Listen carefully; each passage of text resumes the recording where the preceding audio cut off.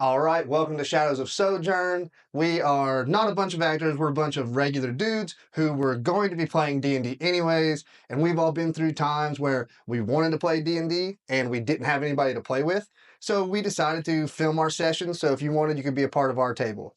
This game takes place on a world called Sojourn, where about 800 years ago, a cabal of evil entities, Lolth, Tiamat, Demogorgon, Asmodeus, and a fifth unknown banded together and slew all of the good gods. When Lathander fell, the sun winked out, leaving the planet in eternal darkness.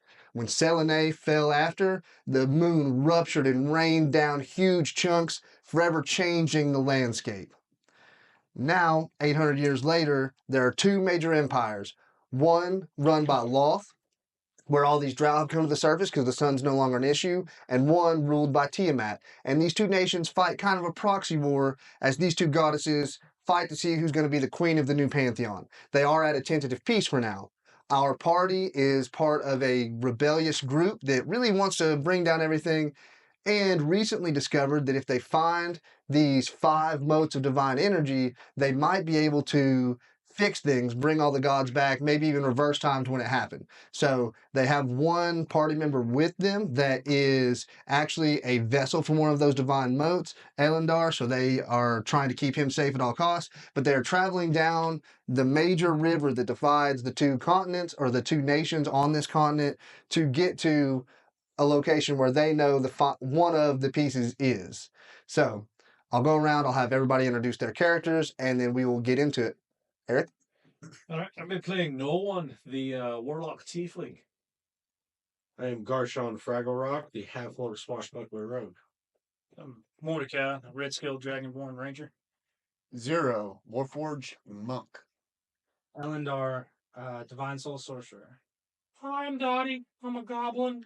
I'm a druid. In a land of broken moonlight skies where shadows roam and dark prevails, heroes rise from tales untold, awaken hearts where courage sails. Through forests deep and mountains high, they venture forth with fearless stride, bound by fate and destinies in Sojourn's world where shadows hide. Together they will find the light, amidst the gloom where sun's in flight. With swords of hope and shields of dreams, they'll conquer fears and silent screams.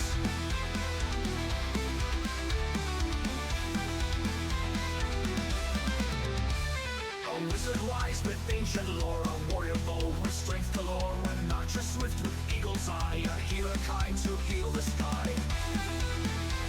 Through dungeons dark and riddled caves, they seek the light that bravely saves, their whispering prayers that guide stars in the land where sunlight's far. Together they will find the light, amidst the gloom where sun's in flight. With swords of hope and shields of dreams, they'll conquer fears and silent screams. All right.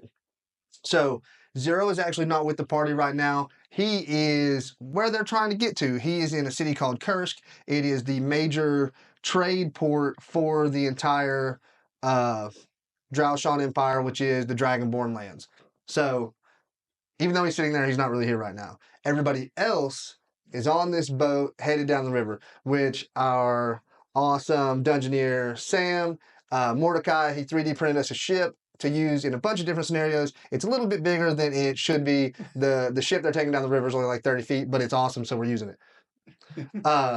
So as you guys are traveling down the river, and the ground is stone covered in a layer of lichen. There's no grass because there's no sun. And this river is like the Mississippi. It's big.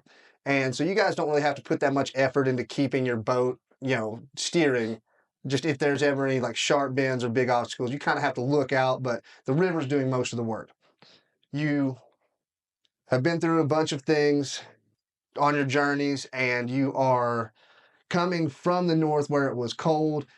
Seasons in this world don't really follow a pattern. There are like soothsayers, there's like wind readers who can predict the change of seasons, but you might have winter for a couple weeks or a couple months, and then it'd be summer the next week. You never really know what's going to happen. It was winter up north. You guys are traveling down the river. The snow has receded, and you're coming into more moderate climate.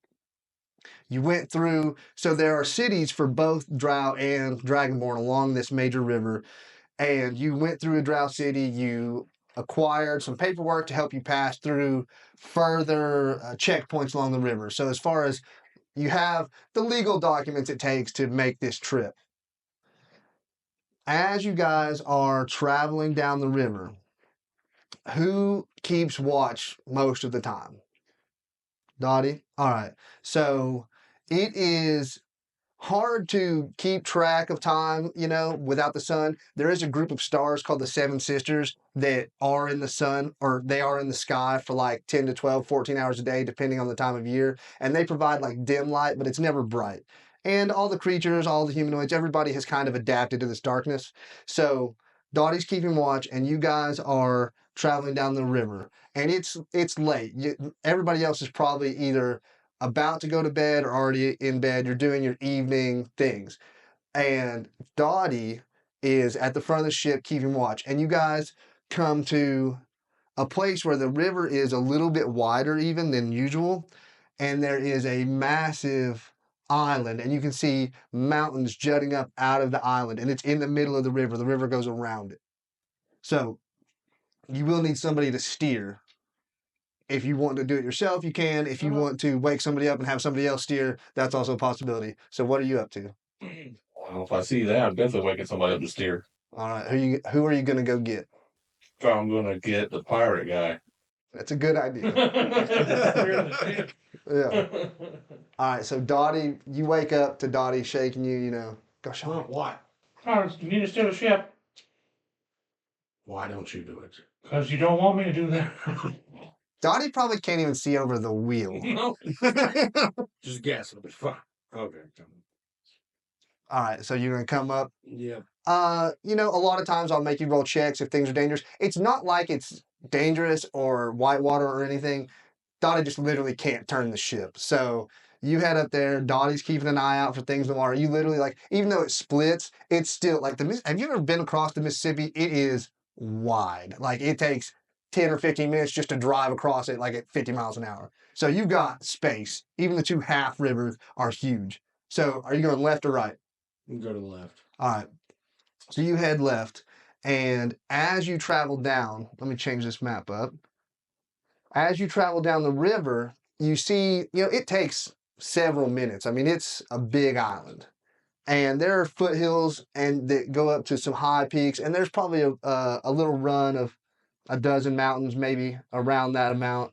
But as you are traveling by the mountains, you come to where you can see the southern end of this, and the mountain range kind of runs north to south, and you get to where the mountains are going down and it's foothills, and then you see this black iron metal wall, like a city wall, and you see at a few places these almost gothic looking towers jutting up above the wall, and there is a mist that kind of lingers around the buildings. There's probably more buildings further into the city, but the mist makes it so you really only see the wall and the towers.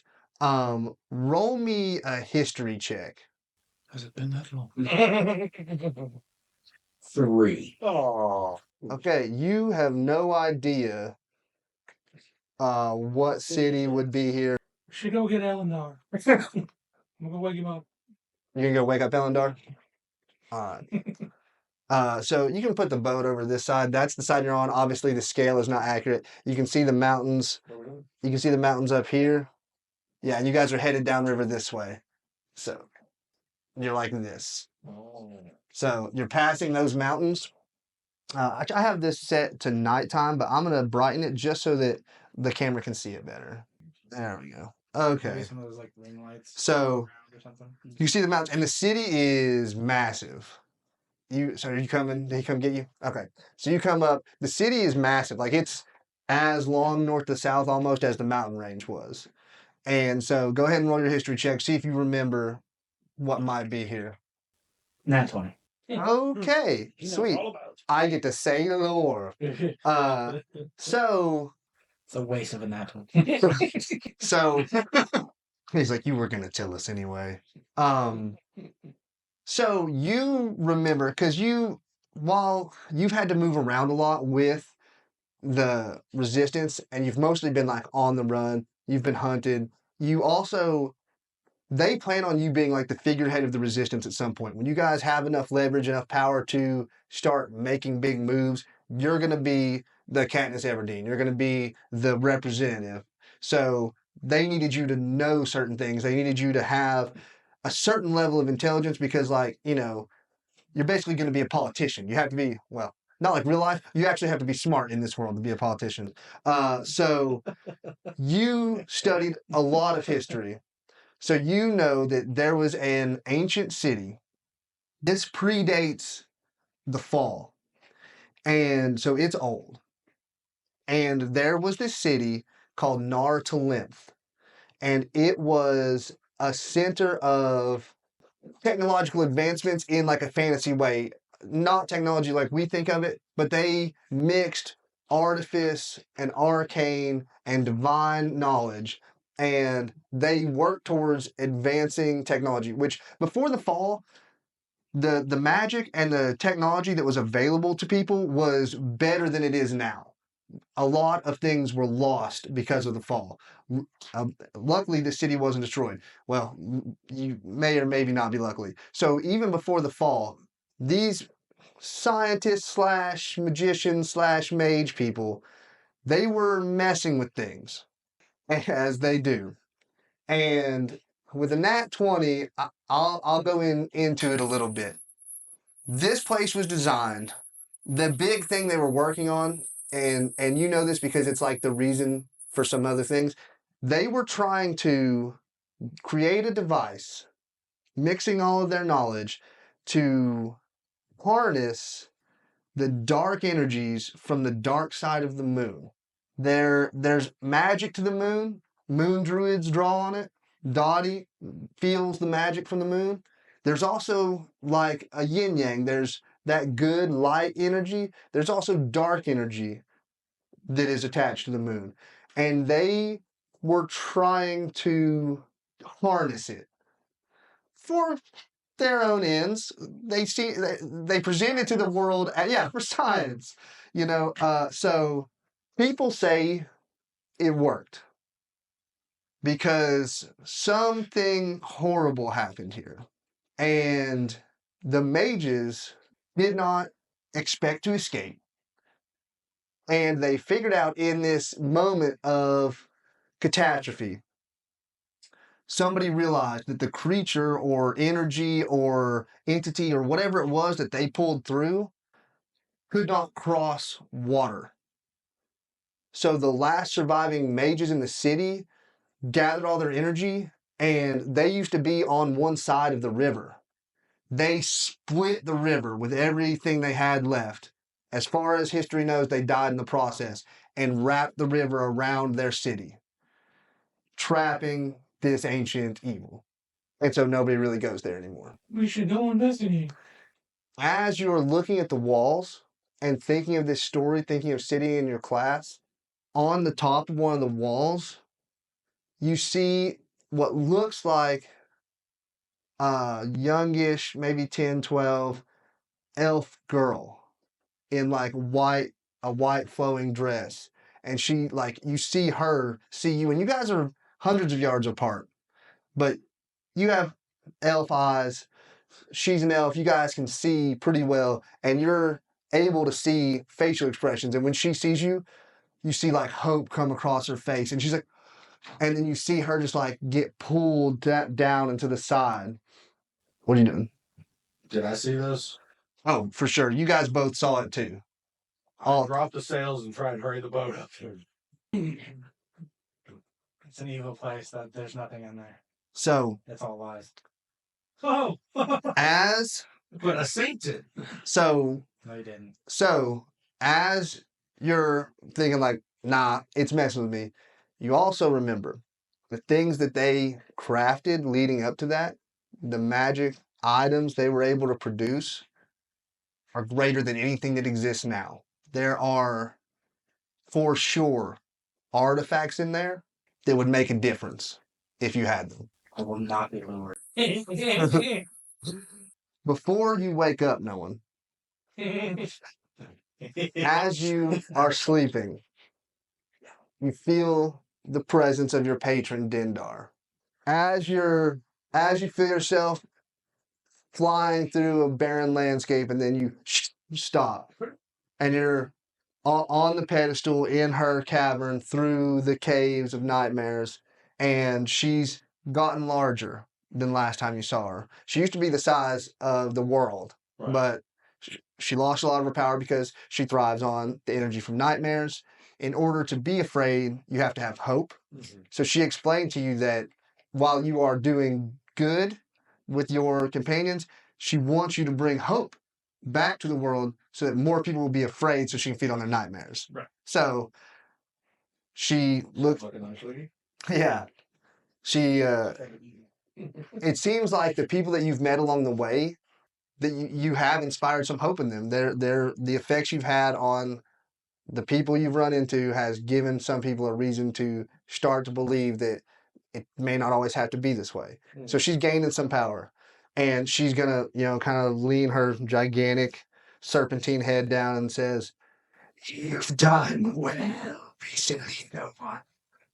Remember what we discussed the last time we Yeah. I remember. spent our time when you have to make a choice?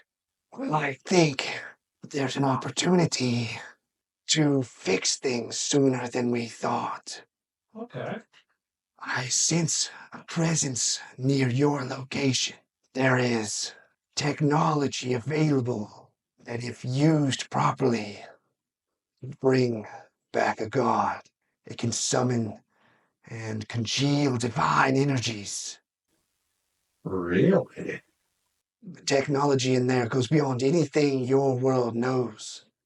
If you were able to activate these devices and insert a mote of divine energy, I believe it has the power to reverse what it did to the moon and bring life back to a powerful being.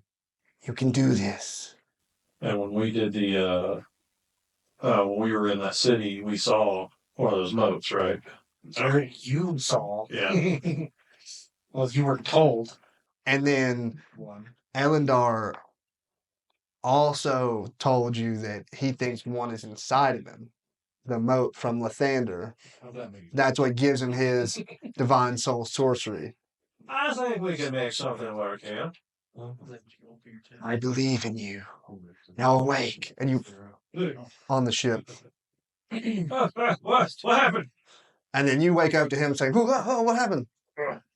Let's go. You guys go up to the deck, and you see the three of them standing there, and this city you're starting to pass by. So, that seems appropriately creepy.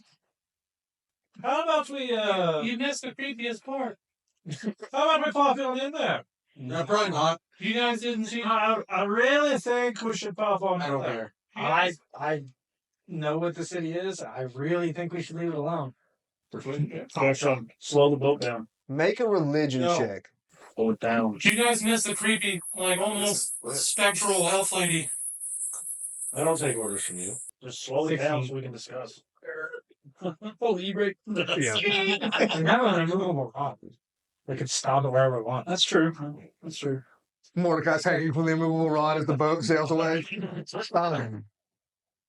Mordecai-shaped old wood. Yeah. So You owe me for putting a hole in my boat.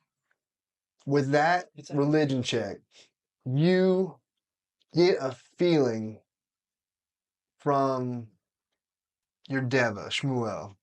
Normally, you only communicate with him in dreams, but he's given you like sensations before. He can't like communicate with you like when he sees you in a dream.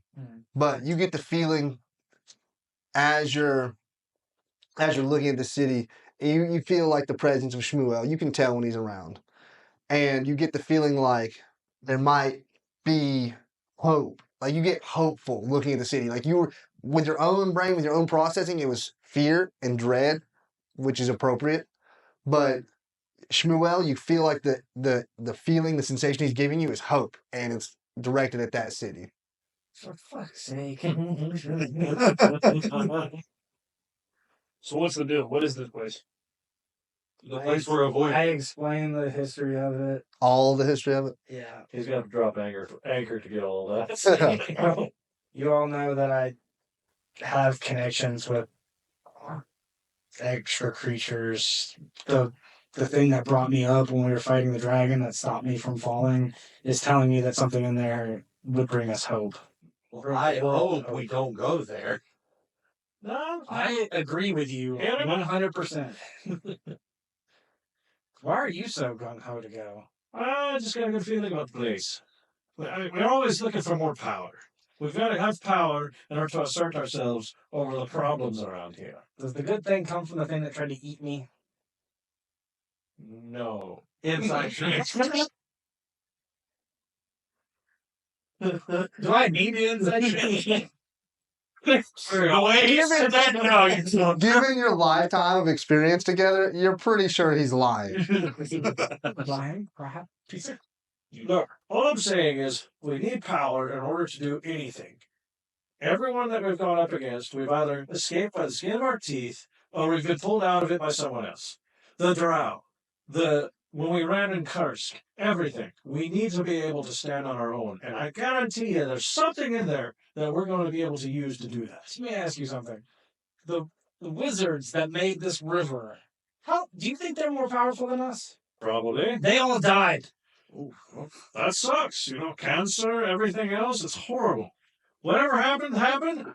There's something in there we need. I guarantee it. Unfortunately, But you I say agree we with need you. to- I just don't know that we get out of it after we get it. Oh, no. We've got enough time to stretch in this, probably. You say we've got to be able to stand on our own 2 feet. Whatever the hell's in there is probably going to keep us from standing on our own 2 feet. Or, Mr. Negative, we go in there and we come out more powerful than we were. I think we just play it safe. We take it slow. We go home. Take it slow. Saying we got to storm the castle, but at the very least give it a little poke. Unfortunately, I agree with no one. Against my better judgment. Oh my God. Against my will. Do I see a dock around Yeah, here? is there anywhere where we can dock or time Yeah, off? conveniently enough, you see an old open to a dock. you see an old abandoned dock like down here, like at the southeast almost corner of the island. There are a couple of destroyed boats down there. This is what you call I dock it somewhere that isn't at that dock. Then. What's your plan? Yeah. So we can always use a movable rod to just hold it in the middle. Which again, like your ship's not that big. It's like a really flat, like flat bottom river boat. So you could get to shore somewhere else. You don't need the dock. We pull up the shore. All right. Really not looking to get wet again. So, I splash in. like Specifically. you see that little like inlet river right there? You could take that to get closer to the wall if you wanted. Nope, don't want the boat that close to the wall. Okay, you're just gonna stop somewhere Yep. along the. Okay, so you angle it down. You can get to the shore, short of the dock if you want, like far enough away where you're not even like close enough to it. Is that what you're looking for? Is this days later from when we left the city, or? Yeah, it's been a couple days since you guys left the Drow City with your paperwork and stuff. So you've got long rest. You've got all your stuff back. And I understand your caution there, Captain. However, I have a suggestion. In the event that we're not brutally murdered by whatever you believe to be inside the walls, perhaps parking closer, or excuse me, dropping anchor closer, might help us out if we have to beat feet in a hurry. Or it screws us because they see it, wait for us to go in, and then they decide to destroy the ship. According to the goblin, we've already been seen. So that ship has sailed, figuratively. And the history we know of the thing says that it can't go to water. So there you go. Get it just close enough to where we can escape to the ship in case something goes sideways. you pull the raft all the way up to the land, or you're taking it in that river? I'd take it in that inlet. Okay, so you guys get pretty close to the wall, and when you get near the wall, that one spot that passes pretty close, I mean, you can almost feel the wall, the dark metal, almost like sucking the heat out of the air. It feels like it's more a feeling than an actual sensation, but you just feel the dread. It forms a lump in your stomach being this close. And whether that's from the psychology of the things that Elendar told you or some actual sense that you have, you don't know. But you park the raft. What's the plan? You can see the wall, and you can see down, like on the southern side of the wall, a large gate, quite large. Let me get my backpack. So it's quiet from here. You're the rogue. You're the one who's supposed to be all about breaking and entering. I just guard the body. How tall is the wall? About 30 feet, and it's smooth metal. Almost like it was not built, but conjured there. I guess we should go check out the gate. I'm sure if there's a large gate down there, there's probably a man-sized near it. Guess we're gonna find out. All right, you guys go exploring the wall. Are you going quietly? Yes. All right, everybody roll stealth. You got 20? Yeah, another nat 20. Oh! You went the other way. Yeah, I did. I very much did. I'm a cast pass without trace. Nice. With that, 28. 40. I stepped off the boat and face planted. Nice. 29. All right. Oh, you're not there. 1, Gotcha. 10. All right. You get a plus 10. with that 20. trace. Okay. So you guys are all climbing off the raft and you're doing it quietly. You threw a rope, like a rope with knots tied in it so you could all climb down. Elendar's the last one off, and Elendar starts to slip and lose his grip. And as he falls, Garshon he was the first one down, and he looks back and he just like catches Elendar like bride style before he hits. You guys have like 10 feet of water to walk through that's like calf deep. So Garshon catches Elendar, and Elendar weighs like 87 pounds. He's a little drow, like teenager. He's like 17. Yeah, so he catches Elendar. His 40 covers for your nat 1. And then he just like goes ahead and carries you over to shore and sits you down. Then you guys start making your way around the wall. Go ahead and roll perception. Whoever's keeping watch. 2 of you can roll, or 1 can roll with advantage as everybody helps. Roll with advantage, Phil. Nat 20. Nat 3. I'll take nat 20, please. All right, so as you guys go around and you see this huge gate, and it's not like they built it to be scary, but like it has like the gothic like shooting spikes at the top and the swooping metal. They want it to look metal, they want it to look cool. But now it's like the horrifying reputation and the mist, and it looks scary. It's a big gate, like large enough for 3 elephants shoulder to shoulder to walk through. Telepathy to Elenor, like, We can solve all the problems here. This will be a nice place to stay. Makes you wonder why they need a gate so large. With the nat 20, I will give you this. A city needs a source of water. Any city does.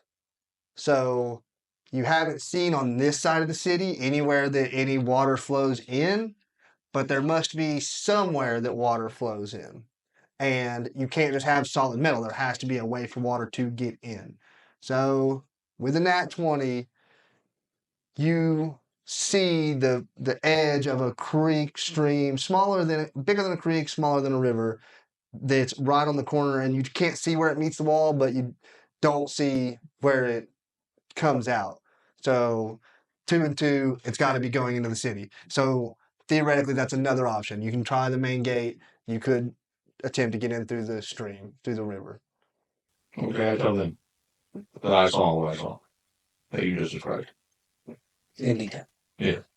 All right. He tells you guys about the water going into the city on the other side. which this is a big city. I mean, it's taking you half an hour to get from the raft to where you are now. To get to that river, it'll probably take another half hour. When you say gate, are we talking like medieval gate that has slats and stuff with like a man door, or are we talking just a sheer Total piece of portcullis. You know, so I don't want to say like the gates that go into Mordor, but but basically big iron gates that would have to be opened by a mechanism. Okay. There you go. You do not readily see just like a little man-sized door right next to it, Would it be safe to assume there'd be something up top? like a gatehouse or something? Probably. The gate itself is taller than the wall. It's like the wall, 30, 35-ish feet meets the gate, and then an archway going up, and then they would have to, these huge metal doors would open up. Okay. we have like grappling hooks and ropes. Why don't we I'm gonna clip my heels and fly up. All right. that? Or we could just go around. Water does mask the sound of movement. As long as it's flowing. You click your heels, you fly up above the wall. Oh boy. I'm gonna Are you going to peek? Yeah. Okay, you get to the top, and the metal does feel cold to the touch, colder than it should be. Okay. Cool. As you peek over, go ahead and roll a perception check. All right. The whole city does have this like flinging mist that normally wouldn't be so dense and Yeah, these are going well. localized. Yeah, I'm keeping this. Oh, that's flat. So 20. Nice. So the wall itself does have nice. The wall. How many nat 20s have you rolled in like the first 20 minutes? You rolled 2. Yeah. The wall. You guys win. Where the dice holds us up, our stupid decisions will build. So the top of the wall is about 10 feet wide, and it does have like it goes up and then it drops to a walkway, and you see it leads to a metal door, a little gatehouse that you can't see from the outside because of where the gate arches up. Chances are there's probably something in there. You see in the city, the mist is present, and it's almost weird how it clings to the city, but you can see through it somewhat. Deeper into the city, you can't see much. But what you see there are guard towers around the edges of the walls. You see buildings. You like to your left, you see like here, we'll zoom this in like a little bit. You see with the mist, there are inside the walls, because the mountain range you can see sticking up above the back of the city, and it kind of peters down to where the city was built, like butted up against the edge of the mountain range. Yeah. There are some hills rising up out of the mist inside the city. The area looks like it is like the immediate area is clear, almost as if it was like a parade ground or used for something that you didn't want buildings in the way of. Yeah. Whatever training experiments, you don't know. To the left looks like an organized neighborhood, like residential houses, rows of what look like homes. Yeah. And they look broken down. They look worn out. You see random larger buildings, could be like shops or whatever, an assortment of things sticking up. You see one that definitely looks like probably like either a church or a school. And then deeper into the city, sticking up out of the mist, is a very large, almost cathedral-looking building. And it's made out of the same black iron as the walls. And so like that building and the walls, they look pristine. They look brand new. And the guard towers, most of the buildings look pretty worn out. That building looks pristine. So there's stuff that might have been conjured, and there's stuff that might have been built, and the built stuff is rotten. It's wearing out through time, yeah. The conjured stuff is A-okay. okay. All right. I'm not gonna go any further than that. I'm gonna fly back down. Okay. All right. So it's pretty standard layout as far as a walled city goes. Very very nice. There's some residences just to the left. You come in the door, but the metal and the way everything the walls are made out of. There's a big old cathedral in the center. It looks like it's made the exact same. It's definitely magic because the walls in the cathedral are all pristine, but everything that was built by hand, it's done. It's rotted away. And there's a mist there. Did I get like a magical sense from the mist? Roll an Arcana check, retroactively. Well, yeah, sure. That checks out. Yeah, that's a crisp 13. It's hard to tell. It is weird that it's not like drifting and roiling or moving in any like major fashion. It's kind of weird that it's flinging the way it is. Yeah. There's a mist inside that kind of like what we're seeing up here, but it's strange. I don't know if it would alert whatever it is to our presence or what else going on, but it's definitely not natural. How are we getting in? Well, it's all nice way over there. I agree with you. I'd say we keep it low and steady. We take I lots go of through the giant door. No. I mean, ring the doorbell Oh, bell. you have I have the stick. I could bang on it. Just hold on to that for now, T. You guys head to the stream? Yep, we're sneaking in. All right. Begrudgingly. Yeah.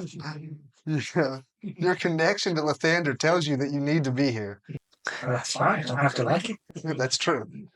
So you guys make your way around over to the stream, which is over here, yeah. You get over there, and it's about what you imagine. The wall, it looks like it goes down into the water, but if you like stick your head under and check, it ends like 2 feet below the surface, and then it's iron bars. They're pretty tight. You'd have to squeeze through. They're both pretty big, but I think it's big enough where they can probably squeeze through. It's not going to be easy. It's going to require succeeding on a roll. I mean, in world, you don't understand. Right? Underwater. That'll be fun. So, but if I said an athletics check underwater. That'll be fun. I mean, if anyone can do it, it'd be the pirate. Yeah. you guys heading in, what are you doing? Yeah, any other preparations to make? I can just slip through the bars. How long is that? Another trace to stay? That's an hour. Yeah. Yeah. I'm gonna have you roll stealth again when you get inside. To push on my ass. Yeah. If you want to go in front of me, I'll help you and try to push you through. You can try and try to pull me. Or you could attempt to try and modify the bars, like cut them or whatever. But like, It's under the waters. it's underwater. You can definitely try. I suddenly feel the urge to not try. Everything's magic. It's still here. I'd say it's probably not going to get. Door songs. You just check it out real quick. Make sure there's no traps or anything. I would like to go check for traps. All right, you do have the most experience with water. Go ahead and roll an athletics check. I'm going to give you advantage for swimming because you've literally lived on the water most of your life. Situational advantage. 18. Okay, so, and the stream is flowing into the gate, so it's not like you're fighting the current. So easily you dive in, prettier dive than any of these guys have ever done, and you just kind of curve and float, like drift with your momentum right over to the bars. You can stop short if you want, and you're just gonna look to see if you can find anything. So, are you looking, or are you gonna actually like go and like inspect the edges and stuff? I'm going to actually inspect. All right, roll investigation. 14. Okay. You check around and you kind of, you can stick your head through the bars and you look around to see if there's any like sort of, trip mechanism or anything like that. And you get the feeling that it would be tough it would have to be a very special device to work underwater with the water flowing and like the water itself not activated. And if there was, it's long gone. So you don't see anything like specifically set to dissuade people from coming through here. I swim back and I tell them the coast is clear. Okay. All right, here we go. I back and go through. You're going through? As soon as he goes back in, I'm going to ease my way back in. I'll ease my way down there. All right. Fellas. Ready? Okay. You got a picture of a dragon with his foot up the leg right on the ass. And shoving the bars. So everybody roll athletics checks. You would roll with disadvantage because we're trying to squeeze through the bars, but because he's helping you, you can have a straight roll. Oh my God. Okay. Yeah, I got 16. Yes. 15. 17. Okay, so the 3 members of the party who weigh less than 120 pounds all slide right through the bars. You guys are both like, but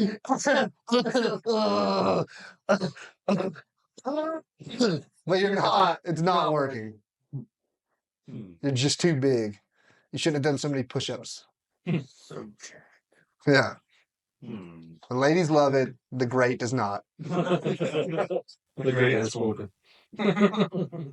I need one small member to come with me. Go, Sean, and pull back up. Yeah, I'm gonna go back up, and I need one of the small people to come with us, and I'm just gonna get in the bag of holding. So you can't talk because you're underwater, and they're swimming away. So we see them. Do we see them swim back up? Yeah, if you guys are gonna stop and Final Fantasy, you're in the water, and the frame is frozen, and watch, you can see them like Mordecai's like, hey, like I'm giving up. We gotta go back, and you see them swim off. If you want to try to like communicate with sign language, make a charisma check with disadvantage. No. To see if you can get your point across, not knowing sign language and not being able to speak. Yes.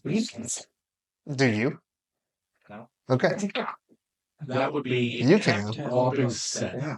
Okay. You see Garchon flailing wildly in the water. All right, I'll telepathy. I'm like, what in the world's wrong with you? You said you have to take a drop. I think back, come with me, and I go back down. All right, so I guess I'll try to squeeze back through. Okay. Make an athletics check. You're following no one. Yeah. Athletics check. Athletics check. 19 this time. Oh God, bless America. I'm stuck on the inside. Okay, you guys are having trouble getting through the gate. What is your Constitution modifiers? Hello. Plus 4. Okay. It's plus 5. Okay. So it's taking time to do this stuff. Yeah. And so you guys are probably like halfway through your ability to hold your breath. Yeah, I'm leaving. And you can't get back through the bars. I'm gonna sally forth. Yeah. We're golden. All right. I need air. So you guys you're trying to get through the bars, but you're like starting to you're not panicking, but like you're not, even though your constitution is pretty good, neither of you is like that familiar with the water. So you're not panicking, but you're like the time. Assholes. That's true. Yeah. Yeah. When you found Dottie, yeah. Her brother told her in the water, torturing her. I don't like this. Yeah. So you turn around and start swimming the other way, like back into the city, because the way Elendar, they swam off. You're starting to freak out. You can't get through the bars. Dottie's like, forget it, and turns around and swims back the way you were headed. What are you doing? Big loudly at you. Fuck you! You're not connected. No one hears it. Yeah. All right. So Dottie and Elendar head into the cursed city. All right. You guys all get back to the surface. On the outside. What's the holdup? We can't fit. Yeah. I pull out the bag of Guys. All right. It's gonna be cramps, but let's do it. So, whoop. So the interior of a bag of holding is 4x4x4 cubic. So you guys are both pretty big. I'm not going to fit. There's no way both of us fit in there. Yeah. We're both over 6 foot tall. Stuff him into the bag, Okay. and then help him get through.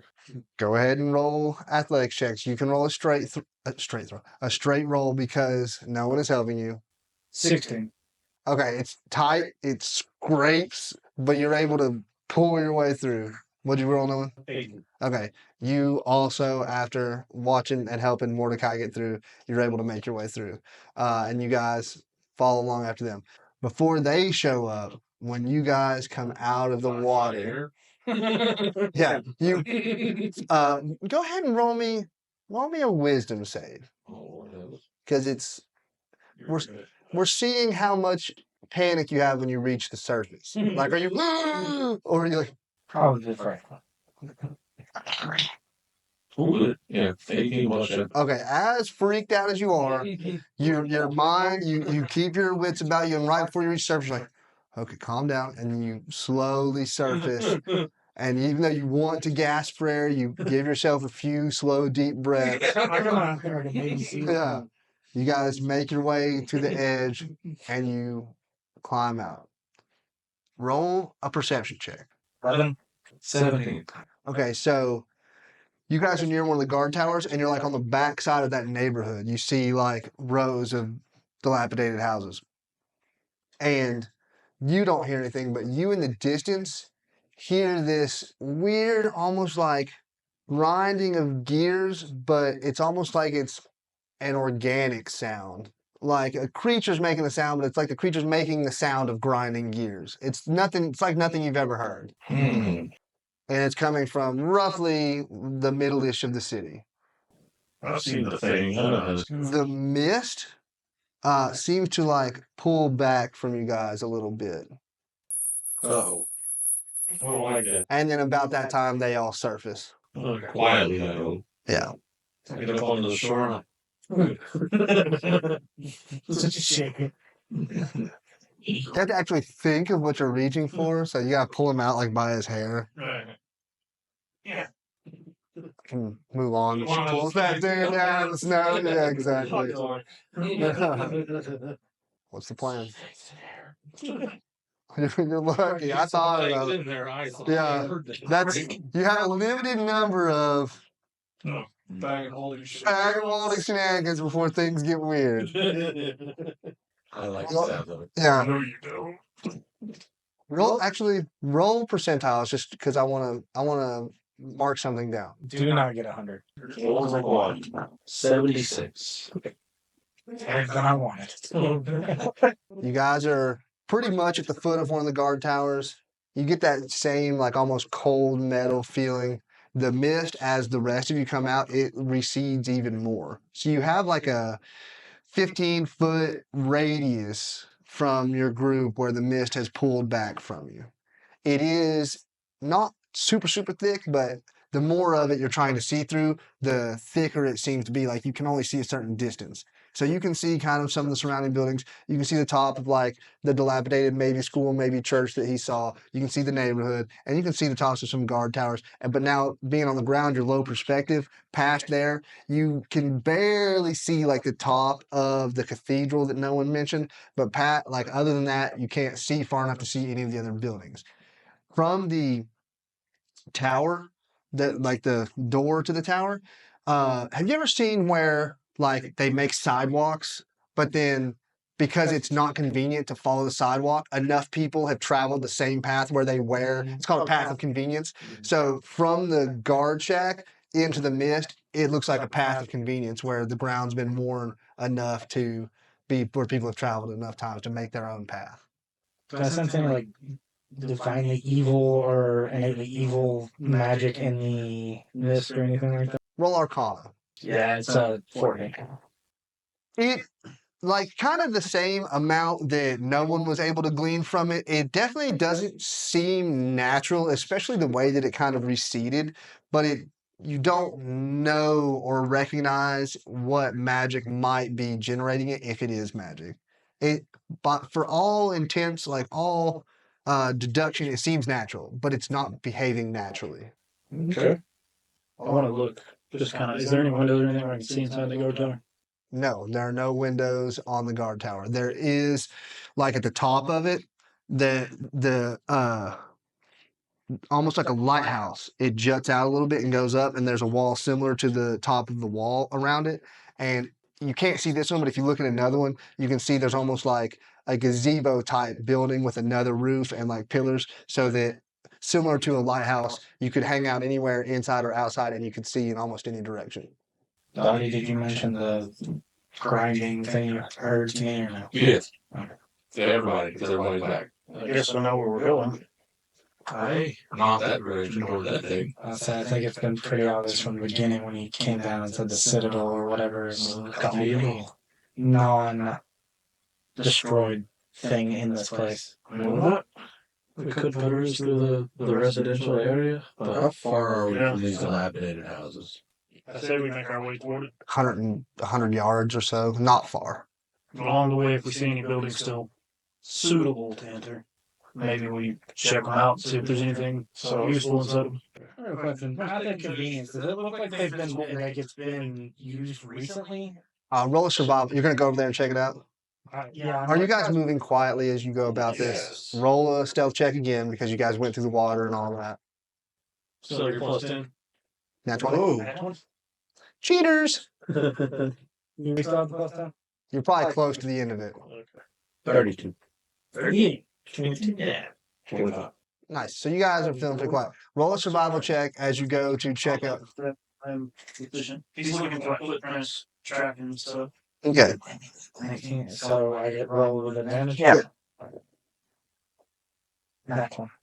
So I have not touched it. Look in the thing. No, I don't think you're lying. I think you guys have sacrificed a goat. If you want nat 20s, you need to buy these dice. They will be on my Etsy shop shortly.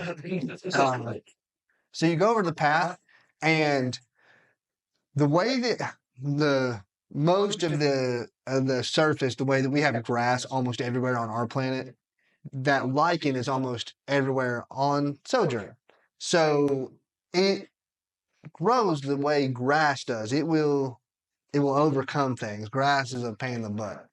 But this path, it either was worn recently or this lichen, for whatever reason, will not cover it.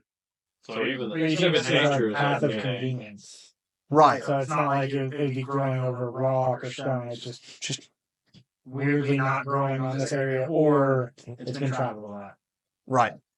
Do I see footprints of any kind on it, or You see, like, maybe track marks? Like it's not necessarily footprints, but like pieces of footprints, like the edges of footprints, because the dirt is packed tight from being used so much. It's not, even with the nat 20, it's not enough. You don't have like the full outline of a boot or whatever, but you see the edges and bits and pieces of where people have traveled it so many times. The kind of markings that would be worn out over time. I said, there's definitely, these are too new to be from hundreds of years ago. So there's stuff that there's people or something that still lives here.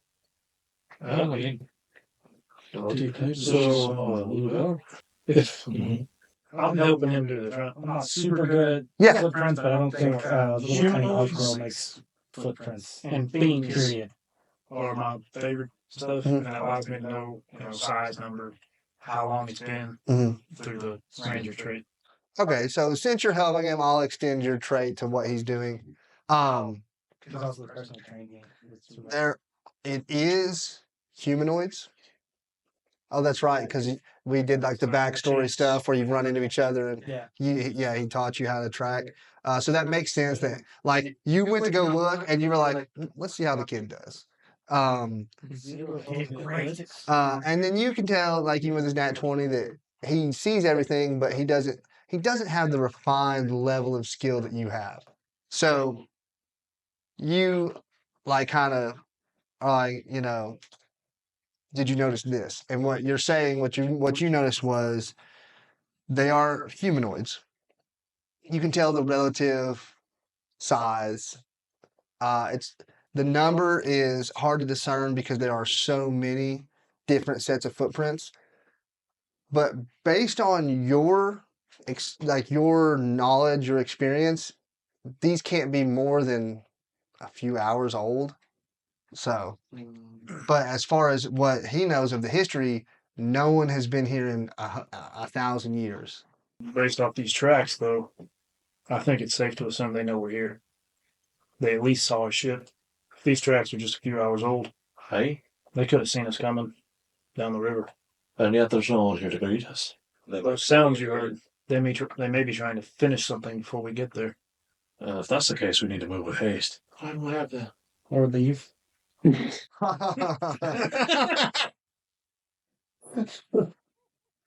Just saying, it's an option.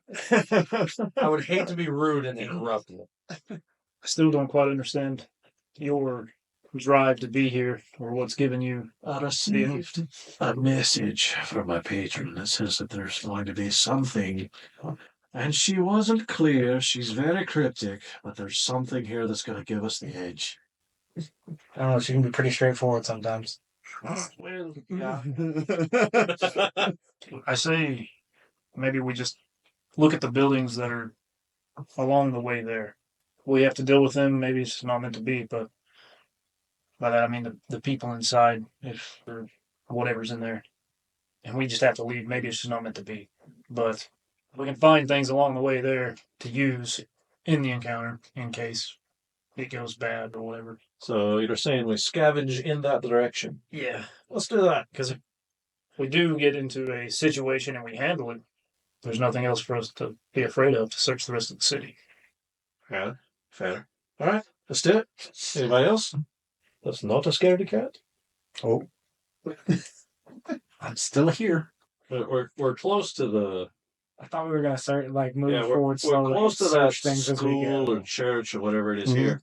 Let's pilfer through that first. We're not going to spend too much time on it. Pilfer through it, and then if we come across more buildings on our way to the cathedral, the citadel, we'll light finger those two. Yeah, Tilford the church. That's never a bad thing. There you go. All right, to the church, I guess. Okay, so you guys are at this tower. So the path leads straight to the school/church thing. So I mean, you're gonna like get off the baseline basically, and go like circle around to the church, or you're just gonna. I mean, that's what you'd have to do to stay off the path. We're right here, follow the path, and then we. Yeah, you can do that. You can circle whichever way.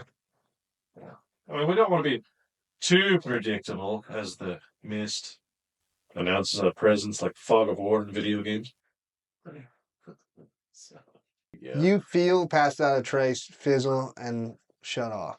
As you guys move, you circle around. Everybody roll stealth again without Passed Out of Trace, unless you want to re-up it. I'm not gonna cast it. It's a check. 10 doable. 22. 23. 15. 15. Okay. No one who normally moves pretty gracefully. You can tell that there's stuff going on under the surface with no one. Like, he's feeling contradictory feelings at the same time. So he's not as focused as usual. So he doesn't move as graceful as usual, but not enough to cause any harm. With everybody moving so carefully, you guys move that way. The mist does recede as you move, and it comes back together behind you. So you're in a little 30-foot diameter bubble of mistlessness. Very obvious where we're at. Gotcha. Yeah, if they have a top-down look, Yeah. there they are. And you guys head around. We're So walking around with a spotlight on. when you get to the building, no one, Mordecai, and Elendar, you guys make religion checks because you were the ones most closely tied to greater beings. Hey, I rolled good. 16. 17. 19. Jesus.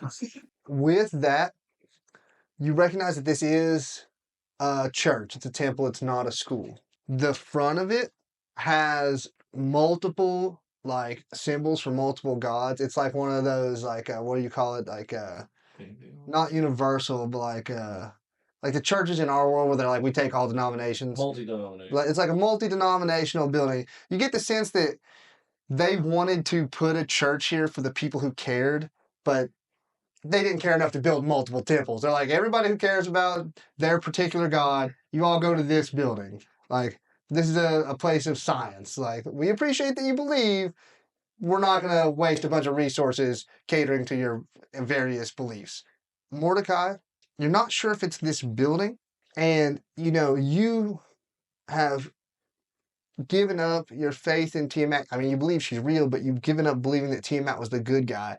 Through your learning in with your adopted father, basically Tiswillen, and the temple that he made his workshop out of that was to Bahamut, the pieces of it that were still intact, the things that you learned and the things that you have experienced, you feel a connection to what's left of Bahamut. None of the gods have like their full presence in the plains, but you have felt small miniature connection to something that you recognize as being what's left of Muhammad.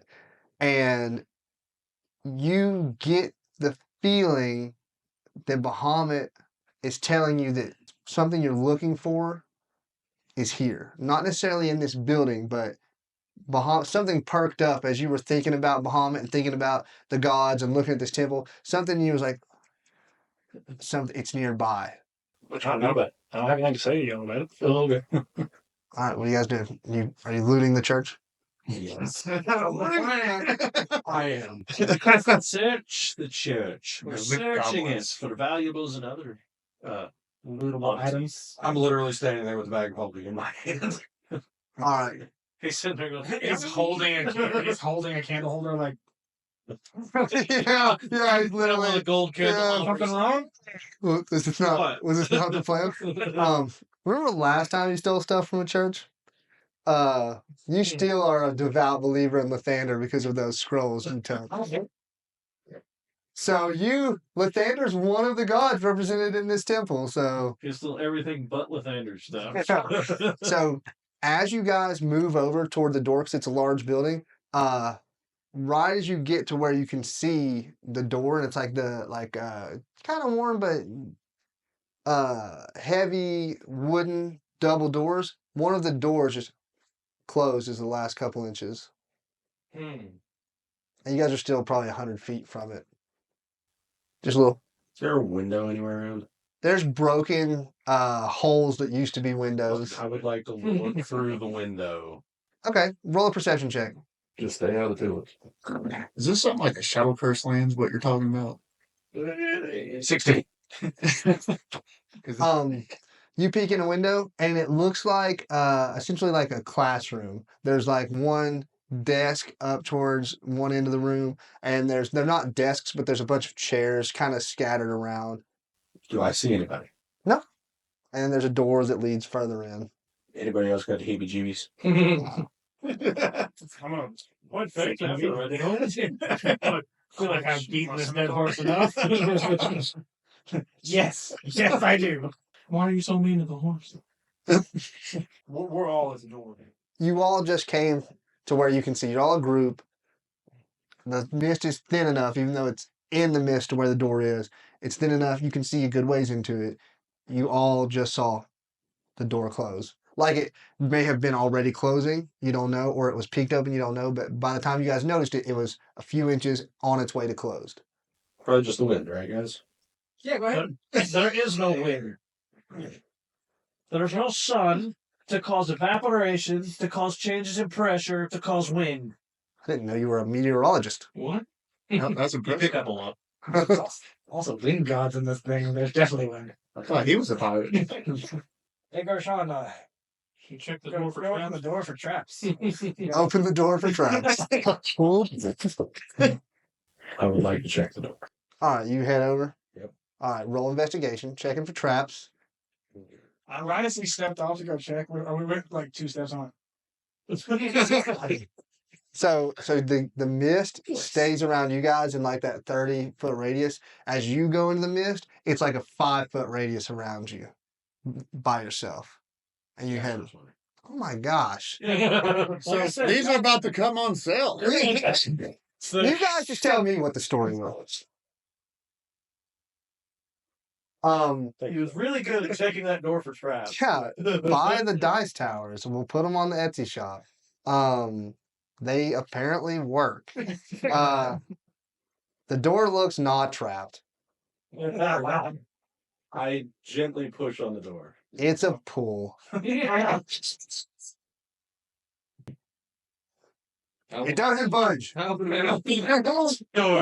Taking to figure that out. Longer than is appropriate. I push Alright. the door. Is it locked? All right. Everyone pretend like you don't hear anything. I'm not gonna make everybody leave, except you. Oh, You, with your survival check you rolled earlier, you made it out of where you were. You moved through the city. You saw a group of people coming. You ducked into the closest building. Those people sent somebody. You don't recognize the person They sent somebody. They're coming. You backed in. They're at the door. What are you doing? Are you waiting here? Are you going and hiding? What's your move? I'm gonna go like further back. You're gonna I'm try gonna and get out hide. and get away. So If I don't know if they're there, you don't know who it is. You just Right. know that somebody was coming toward the door. So you're running or you're hiding. I'm getting out. Running. Yep. Okay. I'm fast. As you realize you don't push the door, you pull it. You hear fading, running, fading. Wow, you can't hear anything. I open the door and I look. So this is what we'll do. Flashbang. We'll do. There was a trap. Nat 20 wasn't good enough. We'll do this. We'll do a contested roll. Your athletics versus your perception to see if you ran fast enough to get away before he could see you. Hey, he's off athletics. He's got this. 20. 21. Nice. I am fast. You hear the footsteps and get the door open as quick as you can, and like you almost think you see somebody go around the corner, but you're not even sure if you saw what you thought you saw. I rush it. You're rushing in. Yep. Well, the same thing that got us to meet. So you guys all see Garshon whip the door open and sprint inside. How has he made it this far? So you go sprinting. You turn the corner. You thought you saw somebody go in. You don't see anything. You're sprinting. You have no chance of catching him, but you don't know that. You get to the corner and you don't see anything, and the noise of the running is faded. Do we now hear running? No, well, you heard him run. You don't. It's just trying Oh, like if it was coming toward or away from you. Yeah. 0. Roll a d6. Blackboard. Oh, 1. After Garshon sprints off, a few moments later, you guys are like kind of looking around. What are you doing? We're trying to figure out what just happened. All right, what are the 4 of you Oh, doing? yeah. I'm gonna start making my way up toward the building. Okay. If I saw him Quickly? enter. I mean, He I'm not entered with sprinting, I know. Garshon entered with purpose. He went inside. I'm following. Are you hurrying? Are you hustling after him? Everybody hustling after him? No. So Garshon sprints in. The group of 4 sprint. No one sprints into the mist, and it opens up around him and closes behind him. He's sprinting for the door. What are the other 3 of you doing?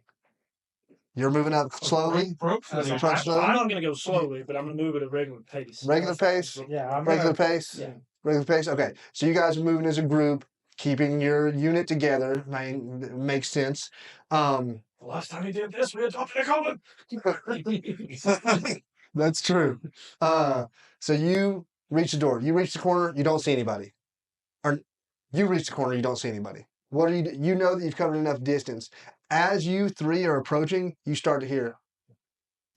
And it's like, so the building, the way it's shaped is you're over here headed towards the door. He ran in and turned this way, and you hear like it's kind of like going this way as you guys approach. I'm gonna look at them. I'm gonna motion toward it. Inside the building or outside the building? I'm not going inside. I'm gonna stay on the outside of it. You guys are gonna head to the other end of the building. Yeah. Okay. Kind of in line with the footsteps. All right. Now when you catch up with Garshon, I open the door, somebody started running. That's what drove you into the giant temple of misty terribleness. Was someone was running? Yes. Oh, dear darn. All right, so let's take it slow. If we don't know exactly where it is, or what it is, or how many it is, or how bad it is, and search methodically. Which way do you know it's not? Well, I chased it this way, and then it was just gone. Okay, so we at least know it went in this direction. So it's either hiding close by, or it went down one of these hallways. Yes. All right, so let's move together and search. all right. Roll perception. What are you doing? Do you keep running? Run. So you get to a different house. I say you get to the end of the hallway, in the building, and there's doors on either side. Your right and your left. Right. You go in, and what's in here looks like a cafeteria, like not modern cafeteria, but a mess hall where people would have like birthday parties or whatever. And there are windows on the far side. You run in there. Yeah. Okay. And then so you run, you clamber out the window. So you're over here. You know, you can't really see in the mist or whatever. Where are you headed after that? I'm gonna try to find a house. Okay. So Another shelter. yeah, so the closest building is a guard tower. Guard tower. All right. You take off sprinting towards the guard tower. As you three come around the side of the church, you see somebody sprinting through the mist. How far away from us? A couple 100 feet. You it's more. You almost more hear it. You don't even see that it's a humanoid. You hear the sound of footsteps and just a small shadow in the mist, relatively the size of a person. So you can't. You don't even know if it's a humanoid, but it has humanoid sounding footsteps as it runs. Heavy. There went Marshawn. Heavy. I'm not running. We know that guard tower's there, right? You can see the guard tower. You can see that seems like what the thing is going towards. Just gonna raise the alarm because it's strong. Want to get them? They want to It's going. come with me. It's going to the guard tower. If Dottie's right, you don't have much time. I'm gonna take off after it. You guys are going to? I can't risk it getting out and All right, so you take off running, and you realize immediately there is no chance of catching it. It's just faster than you. It'd be like if one of us chased Usain Bolt. It's gaining ground. Is there anything you want to try to do to alleviate that problem? I said, shit. You guys slowly search. You find a bunch of old, worn out books, empty offices, empty chambers, nothing of use. How long are you going to spend searching? You don't know where the thing is. I mean, it'd probably take us at least 30 minutes to. All right, so that's what you guys are up to. Do I see anything valuable? No. I'm gonna pull out my bow. I was saying, angle You're wise, shoot. I got a thing. I'm just trying to find that part for it. Make an attack roll. angle wise, can we cut up like at any point can we like cut them off, or is it? With disadvantage because of the mist. Do they have a better angle for the guard tower? Yeah, because of the mist, because you can barely even see it. You guys have a slightly better angle, but not enough to make up the difference. But can we? He's about 200 feet away. 15. 15? Yes. Doesn't seem to have an impact. Even worse. I rolled a 3 and a 2. Yeah. So you fire your arrows. Even if you hit him, you wouldn't be able to see it. But your instincts and your combat experience, you missed. You were pretty sure you weren't going to hit him in the first place. 200 feet away. I don't have anything for that. I am gonna run my 30 feet. Yeah, you're going to keep chasing? Okay. You can't dash because you shot, Yeah. but I'm gonna shoot again on my next ability. Okay. So I'm dashing. you're doing whatever you want to do. You dashed for that I'm round. getting out of here. You're going to keep going? Or Into here. Look at more of this. closer spot. Yeah. You see 2 arrows, like, they're shooting at you. So I'm still not. That's 90. Then Yeah, you're dashing. I'm getting out somehow. Yeah. I'm going to, as quietly as possible, call out that we need to fall back. We're not catching that. We need to go group up with everyone else. What if Dottie's right and the alarm? Doesn't matter. We can't catch it. Do I hear this? No, I'm gone. I mean, he said it quietly. So I couldn't hear it. I don't know if they catch up to the 30 feet of him, but Make a perception 60 check. foot? Would that be fast enough? Could be. Because I would know his voice. You don't hear it. I'm having you roll for something else. I'm not going to Okay. tell you unless you succeed. What am I run? Perception. Oh, good. That's one of my other good ones. 21. As the arrows fly by, I was going to ask you this. something about it looked familiar. There's tons of different kinds of arrows. It's not like people write their names on their arrows or whatever, but certain groups use certain styles of things. Certain archers prefer certain styles of arrowheads and of fletchings and of shafts. And the arrows that flew by you just happen to be the same style, heads and shafts and fletchings that your best friend likes to use. The chances are astronomically low that it would be him. But it is the same exact kind of arrow with the same 3 choices. The way he missed, like, he don't miss. That's true. But you are a good ways off and missed. Yeah, He got pretty close. pretty close to me. If I wild shape into a war horse, I can pick you up and we can go after it. And that gives us a faster chance of getting to it. I'm going to it. All right, I'll burn a wild shape, turn into a war horse, and pick him up. Okay, so Dottie runs up, like sticks her head between your legs, and then and you, oh, up on the shoulders and slide into the back of the warhorse. And then And that gives us 60 foot, 60 feet of movement. no one, Yeah. you were easily outpacing these, and then the footsteps that were coming from behind all of a sudden become very loud. And then you're like, is that a... You see a horse and rider barreling towards you Oh god. Absolutely. through the mist. Mongol style with a bow in one hand, How close holding the am I to horse's guard? mane with the other. What? How close am I to the guard? This is what we'll do. Contested athletics checks. If you win, you make it to the tower before they get to you. If you win, then Okay. you get to him before he makes it to the tower. Because Athletic. the chase rules for D&D are lame. Yeah. Yeah, contested athletics checks. Okay. 18. Oh, I just rolled a 19 flat. Yeah, I got 18. All right, so Man. you guys gain on him. Mordecai, make a perception check with disadvantage because of the mist. You hear the horse like, it's going to catch you, but you get, and then you slam the door as you guys are getting there. 11. Okay. You didn't get close enough to really get a good look at whoever it was. You get inside there. Difficult. There is like hooks and a bar that you can put in place to try and bar the door. Slow it down. You gonna do it? Yeah, I'm gonna slow, All right. slow whoever's coming out. I move the door. All right. I'm hightailing it back to where they were. You're I going. got left in the middle. You're going back into the temple, back to the front. I'm going back. Yeah. You're going back to the You're like, church. aren't they supposed to protect me? Anything to protect him, including run away from him in a terrible So, I'm surrounded you by feel 5 foot the heat black hands wrap around your throat. I'm in danger. So you're heading back to the front of the temple. very quickly. Okay. Can the door beat the DC 4 strength saving throw? That's not how that works. I'll get to you in a second. The mist closes in around you with nobody else, and it's 5 feet. Your little 5 foot bubble. You start moving back. Are you doing it quietly? Yes, but in a hurry. Okay, so those are two different things for mechanics in D&D. You can either go quietly. Or you can hurry. I'm hightailing it. Okay. Like, in the middle of nowhere with no one to protect me. Okay, so you take off I'm not ready running. to fight it. Roll a perception check with disadvantage as you go. What are you doing after you put the bar down on the door? Guard up. All right. Mother. Make an athletics check to try and kick the door in as a horse. What'd you I'm roll? saying I got a trampling One. charge. Cool. You can roll with advantage. That's why I was asking about the DC 14. You can roll with advantage on an athletics check using the horse's strength. Man.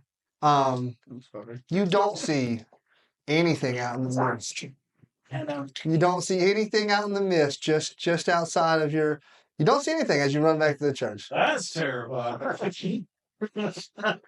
Dirty 20. Nice. So, as you're running up the stairs, the door gets blasted off its hinges. You ride in. Mordecai, you have to duck to get in the door. You hear going up the stairs. You gonna try and horse your way up the stairs? Do I fit? It will. It spirals up, so it will be. If I fit, I'm doing it. It will be tricky, but it will be faster. If I fit, I'm doing it.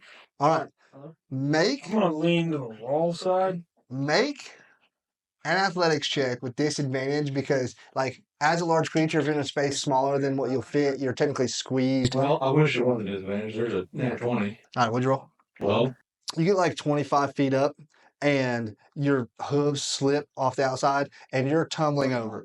Mordecai, you can either dismount. jump off. In case he went down. Okay. Prepared to dismount. All right, make a deck save to try and sideways. Is that? Cheaters. Cheating dice Yes, towers. sir. What math calculations went into building these dice towers? He's like, if you The take old 20 giant one does the sides, same thing. if you take 20 sides and it rolls at this rate of rotation, I can guarantee a 90% guarantee you. chance. All of these are the same because I built a jig for it. So Built a jig? Oh. So you kind of like sideways somersault off the horse as it falls, like, sorry, bro. And you just, or sorry, little lady, and you just keep running up the steps. You get to the top. You're at the top of a guard tower. It's like that same thing. It's got walls. There's like a lighthouse. There's the balcony that extends out in every direction. There's like a ceiling in the middle with like pillars, but it's open. You can see every direction. There's nowhere else to go. Okay. Mordecai, you come sprinting up. Are you doing anything as you hear Is there Mordecai water? coming? Like, No, you're not at the one next to the water. You're at the one that is next to the wall. Is like a 30-foot gap. They wanted enough room between the tower and the wall so you couldn't get from the wall to the tower and then climb down. So there's like a 30-foot gap between you and the wall, but you can still see because you're like 70 feet up or so. So you have a good view outside the wall and inside the wall. But there's nothing but ground 70 feet down in any direction. Are you doing anything setting else? up an ambush. All right, you're going to ready an attack. You're like behind where he would come out. Yep. Okay. Mordecai, you sprint out of the top of the stairs, and you, at first, you don't see anyone because of the direction you're facing. You see a red scaled dragon. I can't be surprised by the attack. You're not going to get attacked. You're not going to attack. You see a red scaled dragonborn come running up, and he like stops, looks around, and you're like, "Wait a second, I know that guy." It's your best friend for the last several years. Oh. Oh. He doesn't see you yet because you were back behind the stairs. He's looking around, and you recognize him before he sees you. Mordecai. Zero? Is that you? How did you? What are you? I'm just gonna hug him. Aw. I'm just going. Last time I saw you, you were under a bar. Since I raised my hand, I'm like, uh-oh. So, the reason why it was hard for you to tell that it was Zero for a second, Zero, the way that Tiswillen built him, he is a warforged, an automaton. But before you guys left, he covered him with flesh, like material that looked like flesh for anybody who was trying to disguise him as a humanoid, or like as a living biological humanoid. You've seen him without this, but it kind of surprised you for a second that he did. So he's back to his normal, like, you see him with his silver, almost Terminator-looking skull and flesh. He does look a little different. What are you wearing? Like what he's wearing was like sleeveless. Yeah. So his arms, you're not worried, like too worried about it, but like obviously if like you saw me and my arms were pink, you would immediately notice. So you see him and his arms have like extra pistons and gears that were not there before. His arms are thicker and moving differently than last time you saw him. I'm sorry. I'm now different. It's okay. What happened to you? I Where have you saved, been? You're supposed to be in Kursk. I saved the boy. However, they got me. Who's they? How'd you get here? I've been sold. I've been modified. I've been tortured. And yet, I've managed to get out. It glitch changed me. I understand now what I must do. What do you mean?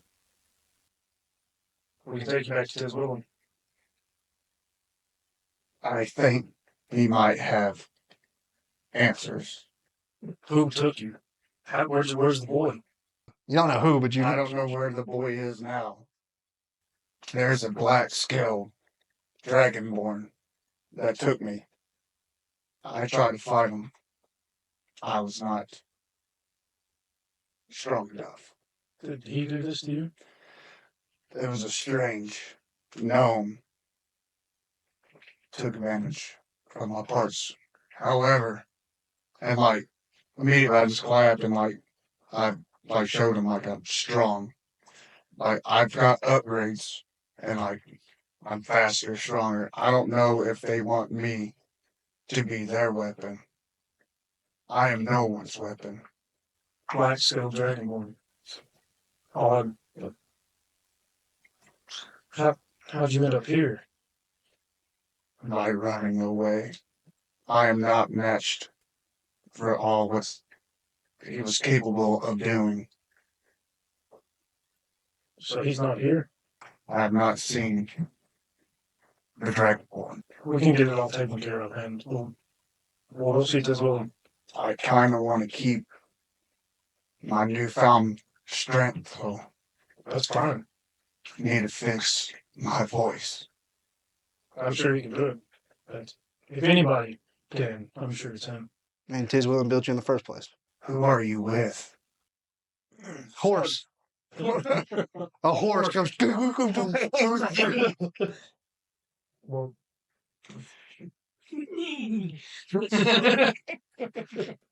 it's a group of people who met and cursed when we escaped the city. Dottie over here is a horse. I don't quite know that she can understand us right now, but the rest of them are probably still looking for you at the church. Step in between them. You can understand them, but you can't talk. Totally act like you can't understand. You can understand them, but you can't talk. I was gonna get in between them. What are you guys doing here? One of them thinks there's powerful things here that we can use to try to bring the gods back or fix this chaotic world. The other one, he's special. There's something calling him here as well, but I don't know what it is really. So, can we leave now? We were going to the center to look for the stuff, any artifacts, anything that can help us on our journey. We're not quite sure who else is here. Have you seen anybody else on the island? Just one. No. The gnome who tortured you?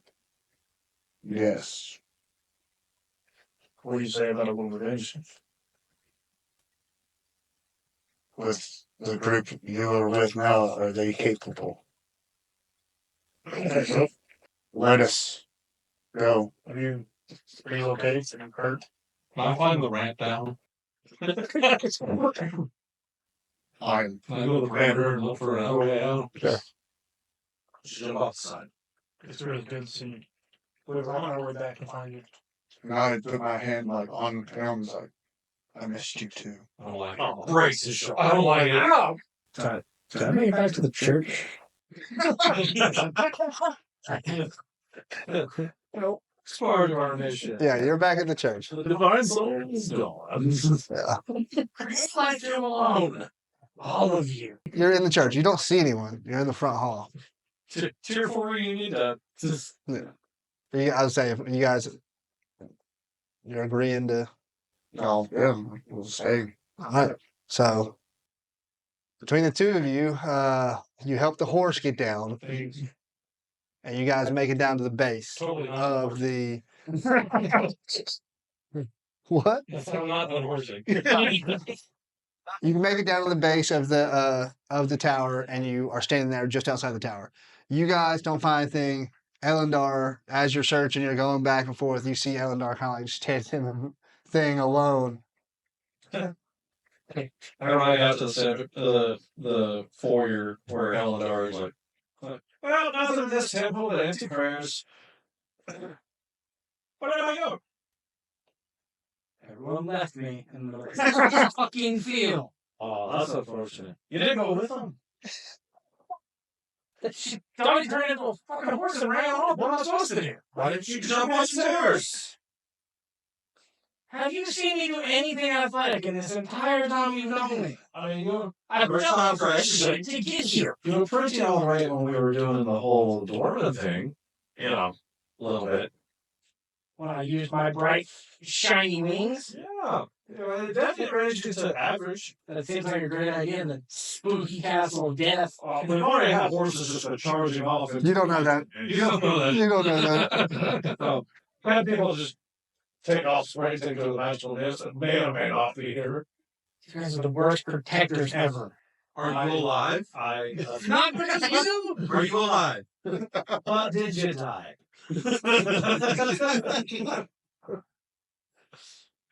What are you three doing? Guess we gotta figure out where everybody else is. Just searching around. Nothing. They went to the guard tower. All right. Well, I guess we'll head towards the guard tower. All right. Walk outside and just start going. You guys gonna You guys head out. You see them come out of the church.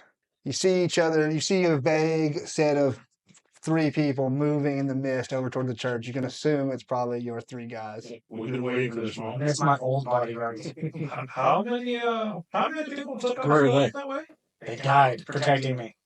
Oh, you mean Horvath's group? They're good people. You see each other. You both see each group of 3 sees a group of 3 in the mist, which you guys only had 2 companions run off, so it's. Is my math right? Do they have an extra? As you draw closer to each other, you see a large, tall, imposing metal man with Mordecai and a horse. The only other automatons you've seen were in the Dwarven Stronghold city, and they acted like robots. They didn't have any sort of personality or anything. They were running on protocols. But we can tell Mordecai and them aren't fighting, so. Right. So you come back together, staring at each other awkwardly. Spider-Man on it. Looks like you called too. Yeah. Guys, this is Zero. Yeah, you were Tiswell's little personal assistant. His handy man. I wouldn't say little. That's fair. I'm towering over you guys. Yeah, he's very tall. So I'm like 5 foot nothing, so yeah. So I think he knows who is in the building in the middle, in the cathedral. Oh, we got a name for him. A deep gnome. Said he's No got, name, but No name. we'll work with it. said he's got technology similar to what he is. Because apparently he's tortured him. So now it's a little personal. So now we've got 2 reasons to go over there. All right, let's do it. Well, we searched the temple, and there wasn't nothing. Nothing but empty prayers and ruined furniture. I feel like the furniture probably wasn't ruined to begin with. Nah, it was pretty rotted, nasty. There was one half-working print, but we fixed it. You fixed it? Nah, we didn't fix it. How about does your little metal man want revenge? I personally want to get out of here. Okay, that's fair. All right, so outposted, we're going to the cathedral. Quick over there, quick over down. Just say it. Yeah. Alright, I guess so. 1, 2, 4, 7. Yeah, 7. Yes. Heads up, heads you lose. Let's go. All right. You guys head into the mist. Zero, you know the path you took to get here. So that actually will help you guys on your way back there. Are you going to lead the way, Zero? I can. All right. Lead the way to That's Charlotte. We tie ropes to everybody. No, You cannot voice that idea because you are a horse. Yeah. Shut up, horse. The only one who could talk to you is you. So have an idea. That's a great idea. So thank you, Jeff. Yeah. Why is the horse making weird fucking noises? It's Dottie. Both good points. So you guys approach this large black iron conjured metal building, and it is very large. It's like 5 times the square footage of like a football stadium, and it's large. Has college football. well, college football is bigger than the NFL, so It's like high school football. like 5 times the size of like Tennessee or Ohio State or Michigan Stadium. It's large. Wow. But the good news is it has to have a ramp. Well, the door is at ground level. Just the building itself is not as tall as like a skyscraper. I mean, it's a good 50 feet high, but it is a lot of square feet. We approach quietly. Impossible. What? What for? I race 0. Same reason you practice like this, but just because they heard you kick in the door doesn't mean they know you're around the corner. As you guys approach the cathedral, somebody roll percentiles. And then are you approaching quietly or are you just bebopping your way up in there? Do we want Eric to make this percentile roll? Roll it. Too late. Been done. Love it. 31. Okay. Percent chance of- So, Dottie, are you keeping watch like usual? Yeah. Roll a perception. Well, you're a horse, but no, roll a perception check. Roll perception With check. the horse is Let's see what that. You have your wisdom. You have your intel. Like you have your mental traits because you're a druid. You're not an actual horse. you're not polymorphed into a horse. So wild shape, you keep your intelligence, wisdom, and charisma. Okay. So you just have the physical traits of a horse. So very charismatic horse. 27. Okay, so you guys have kind of been trying to keep a watch. The mist, it messes with your vision. Dottie is very perceptive, and as a horse, no one else seems to notice. But you, like, take a second, you think you see something, and you like kind of like move your head side to side, trying to, one, get two eyes on it, because you can only see with one at a time because you're a horse. And then you kind of discern the pattern and figure out what it is you're seeing. Probably 200 feet away, there are dozens of humanoid shapes, shadows, you can't tell what they are, just out in the mist. At least dozens, if not more. Oh. So, do I see her moving her head and stuff like that? I mean, yeah, you would see the horse like, What is it, Dottie? Who got the worst drunk? which you guys have been here for, I mean, over an hour you've been in the city, the if vigilance, not longer. The vigilance is kind of dumbed down a little bit. So obviously whatever it is hasn't attacked you. Yeah, and you've kind of like gotten a little more comfortable being here. But Dottie, being Dottie. Visually upset looking. I'll telepath Dottie like, what is it, Dottie? There's humanoid shadows 200 feet that way. And I'll go, oh, They're not in a clump. They're around you. Oh, what a I surround. thought you meant that direction I was looking at. You can't see if there's more behind, but in like the semicircle, like not including the citadel, but like around it, you see dozens of humanoid figures just standing out there. They're shadow mist people. Everyone hold up. The horse saw something.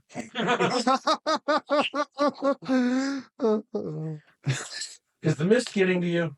We should probably go inside.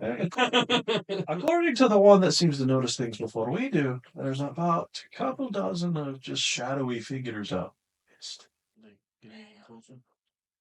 Did we notice them? That we're looking for them? No, you guys just can't. Yeah, it's mist and shadow and everything's moving around. You can't quite.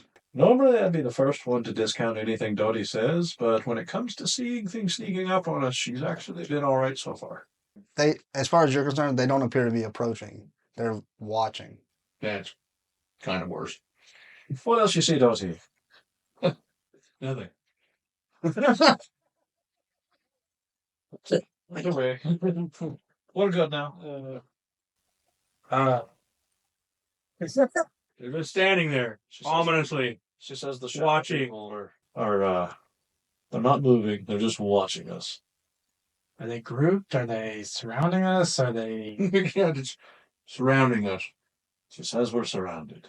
If we're gonna have to fight, we need to at least Do it get inside. a funnel. Oh, yeah, we definitely need a bottleneck. I'd say we hot step it to that cathedral. We're at the wall, right? You're like 30 feet from the doors. Make entry with a purpose. Search warrant? Search warrant. Yes. Sheriff's warrant, search office. I still try to be. I still kind of want to be quiet about this. I don't know. Let's be quiet, even though they're watching us. They are. Still haven't seen that thing he described. Feels like a Stephen King movie. I take that as a compliment. Still haven't seen the gnome guy. Well, yeah. Maybe one of them. Sneaking in. Let's go for the door, I guess. Let's go. All right, stealthily. Everybody roll stealth. For some reason. Stealth on all Oh, God. Yep, that makes sense. It's about how stealthy I feel right now. 27. 14. So 17. 6. 8. It's all down to the horse. 13. All right. That was enough fails, I think. You guys make your way to the door, and this road that you're on is actually like paved. It's like cobblestones door. with you're going in the front door. Yeah, so you're moving as stealthily as you can. You're moving as stealthily as you can. You, in your experience, as a group, you're not being super successful, but you make your way through the door. As you go, the door behind you, whatever they were in the mist didn't approach. They didn't seem like they were rushing to try and stop you. Oh, great. This is where they want us to go. Wonderful. So when you come in, you see you're in an area that it's all made of that black metal. Even the floor is smooth black metal. Everybody has a decent ability for dark vision because the sun's been gone for so long. Even any humanoid has a decent amount of dark vision.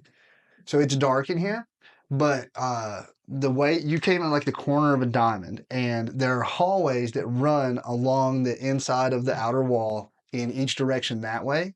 And then in front of you is another set of double doors like 20 feet in that lead toward the center of the diamond. Zero, you came from the center, but you also came from downstairs. So roll a history check to see how well you remember the layout of your escape. 17. Okay, that's pretty good. You lead everybody to the double doors. Are you guys all following Zero's lead? Yeah. Okay. So you travel, you go through the double doors, and through the double doors is a large hall. There are pillars, and it expands out. I mean, it's pretty big. It's pretty high. And if you continue in, it opens up into a big area, and the pillars hold up like a second-story balcony, and then continue up. You see rows of shelves, and there is some furniture like chairs and things like that used to be like almost they would set them up, but the chairs are all like pressed against the walls. Everything's spread out, and then you can't really see what's up on the balcony. And then for a little while, there's the ceiling above you, and then in the middle is like the peak of the diamond where the building comes together, and it's like a large glass rooftop so that light or whatever can come in. And then the way that it's shaped, that central thing is above like a dais in the middle. But the dais is like a little bit closer to you than the dead center, and Zero leads you in. And as you get to the dais, you see that it is actually like sitting on a groove in the floor that makes like a big circle.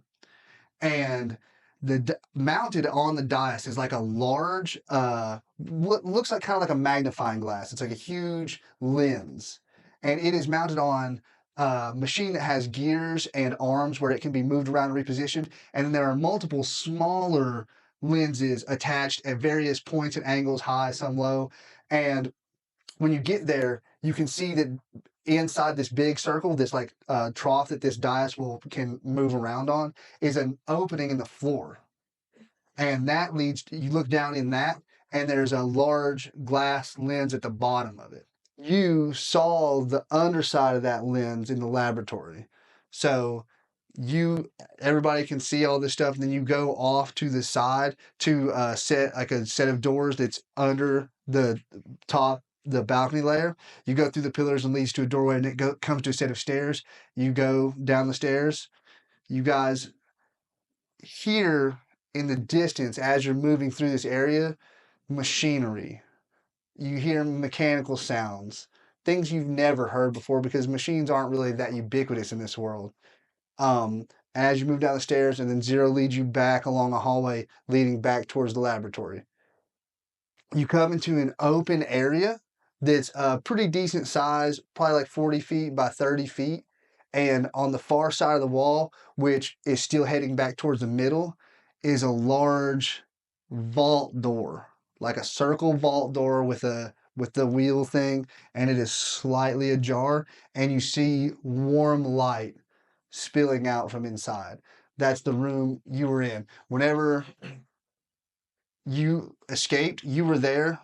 The gnome had you awake. He was doing experiments and things, and then he got interrupted. He like turned like he heard something, and he was like, wait here, and scurried out of the room. And he usually always closes the door behind you.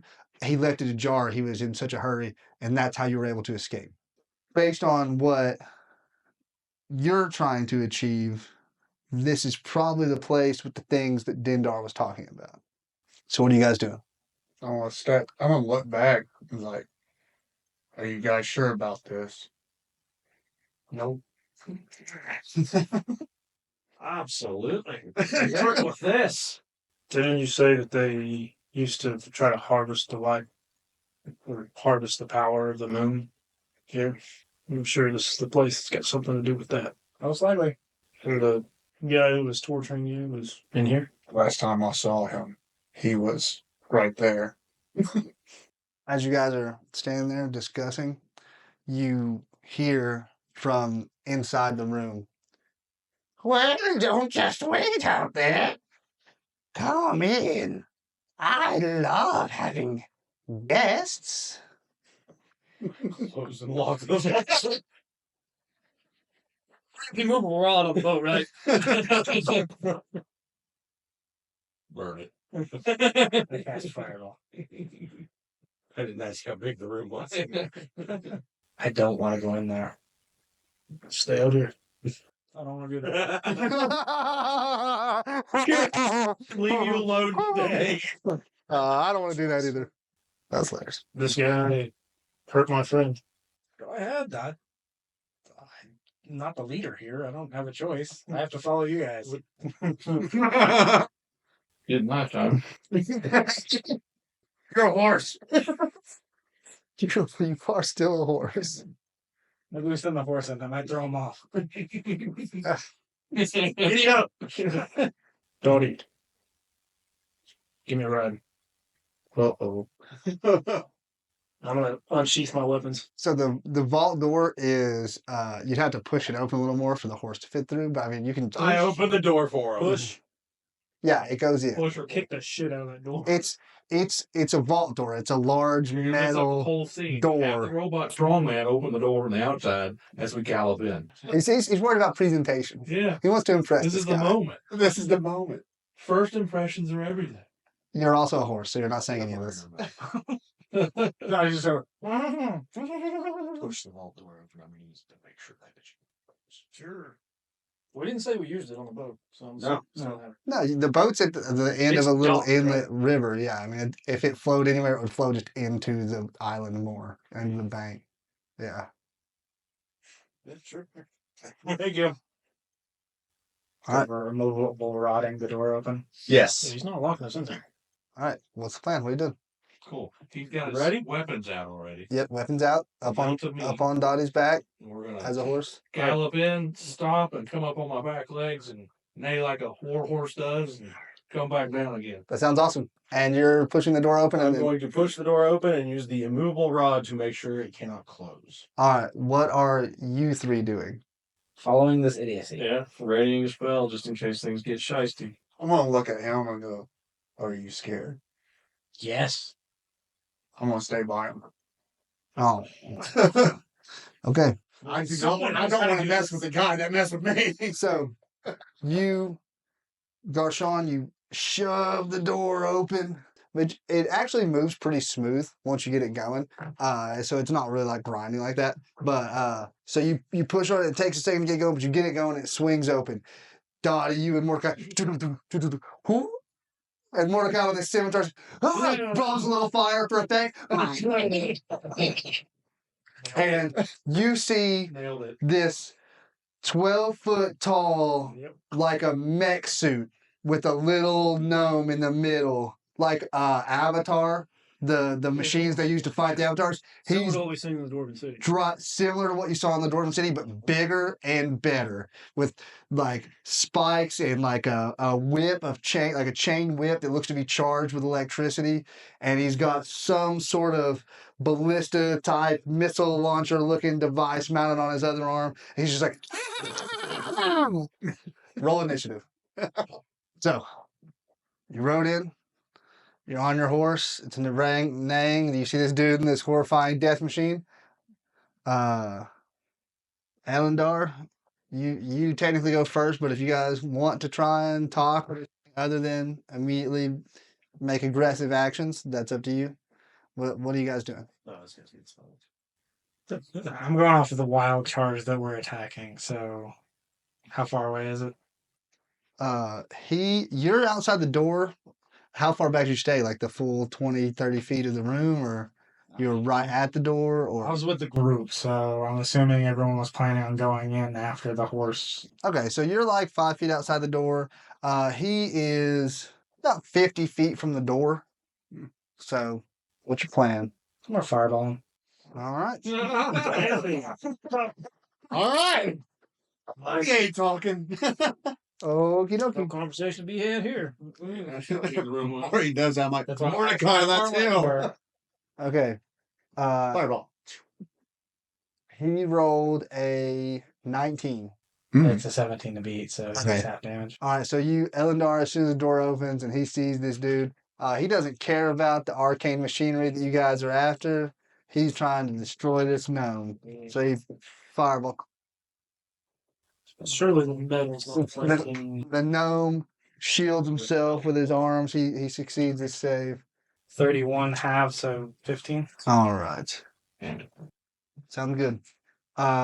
0. This man did unspeakable things to you. You should punch him in the face. Which I'm not. I'm staying next to him. You're in protector mode. I'm in protector mode. Are you readying any kind of action? I'm already telling Mordecai, that's him. As soon as the fireball flying over. I figured as much. All right. Elendar's pretty quick on the pickup on these things. Dottie, you're a horse. I'm a horse. That needs to be a t-shirt. I'm a horse. We're gonna charge in. Nice. So you're carrying Mordecai straight at him? All right, right at it. All right. Are you doing anything when you get there? I don't know. I can trampoline charge if I move at least 20 feet, straight forward a creature. With a hoop attack on the same turn, the target must succeed a DC 14 strength saving throw or be knocked prone. Yes, All right. probably got it. but here's the Roll your attack. Go prone, please go prone. Please go prone. And you see, like, this dude, when you get close to him, like, his face, he's nuts. He also just ate a fireball to the face, so Go prone. I'm going to waylay the hell out of this thing. Go prone. 21 to hit.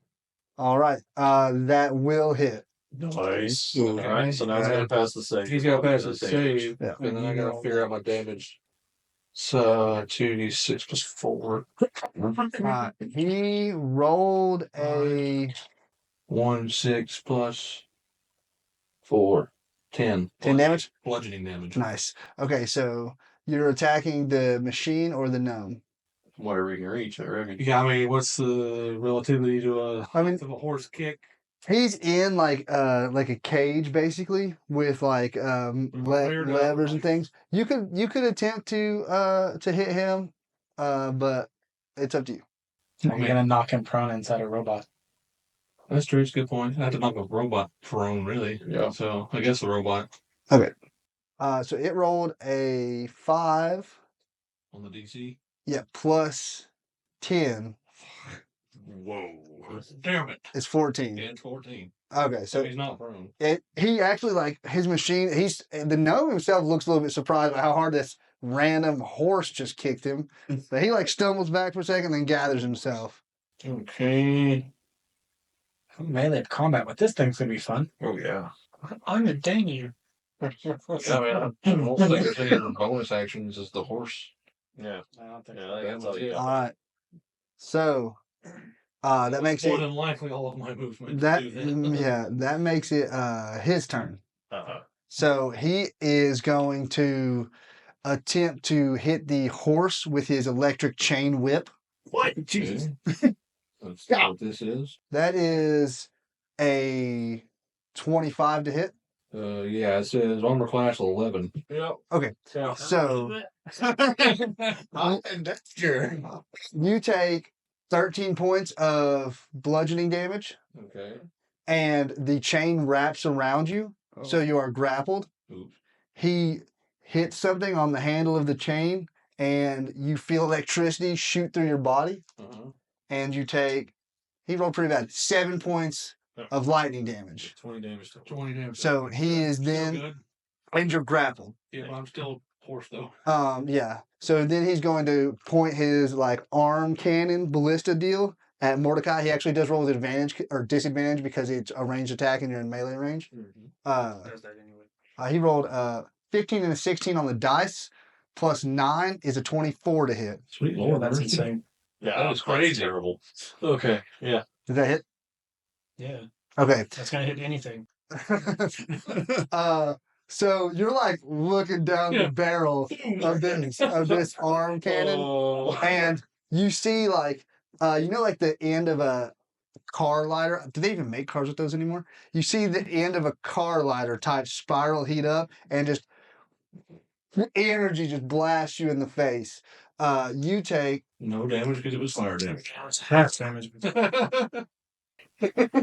15 points of radiant damage, Oh, shit. Oh, okay, that didn't feel good. and he's going to attempt to do it again.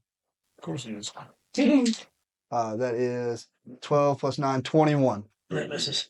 Nice. So the first one hits you, and you kind of rear back, and then you see it again. You're like grappling with this huge metal arm, and just like point it over your head against the far wall behind you. You fire! All right, that brings us to okay.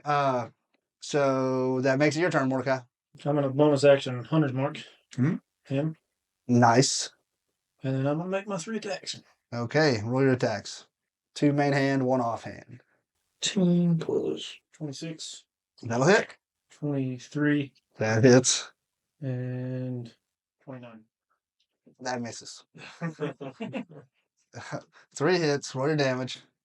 As you're swinging this scimitar, and he's kind of trying to block you with his cannon arm, but his one hand is dedicated to holding that chain on the horse, so he's not able to move around as good. And you're just taking your scimitar is like like when something's made out of pewter, you can put like dents in it. It's almost like that, like you're hitting and leaving dents in this metal. You're not sure what kind of metal it's made out of, but for whatever reason, it's a softer metal. Whatever this is, plus 18. Okay, this is Doing my job. a bunch of bullshit. Doing my job here, guys. 8.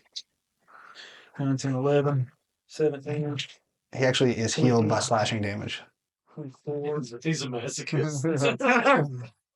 26. Good thing mine was bludgeoning. 44 damage. 44 damage, nice. Plus The- 18. The machine, the machine itself, looks like it's still fine. And you see like gears and mechanisms in it that everything's fine. It does have these dents on its arm, but like it's a big, beefy boy. So, is that your turn? Yeah, that's everything I can do. I'll make it no one. So I'm going to bonus action Hex. Nice, It's going to be strength checks. nice, nice. And we're going to toss off some Eldritch You got a Blast. concentration ring? So two Eldritch Blast shots. Or no, plus 8 because of that. 21 to hit. 21 just hits. 8. Natty 1. Roll again. 19. Nice. Alright, so 1 hit. So that's the D6 from the Hex. Thanks, yeah. D10. So that's going to be 5 force damage. I lost that. And 6 necrotic damage. Okay, cool. Roll a 1 on the All right, so you're being Mordecai goes right over your head into him. But you guys are used to fighting together at this point. You trust no one ish. Okay. Trust no one. Anything else? You trust no one. Anything else, no one? That's both my actions, and I ain't moving. I ain't getting close to that. Garchon? I move into the room. Moving into the room. Your full movement. Yeah, full movement to like over here. That's as far as you can get.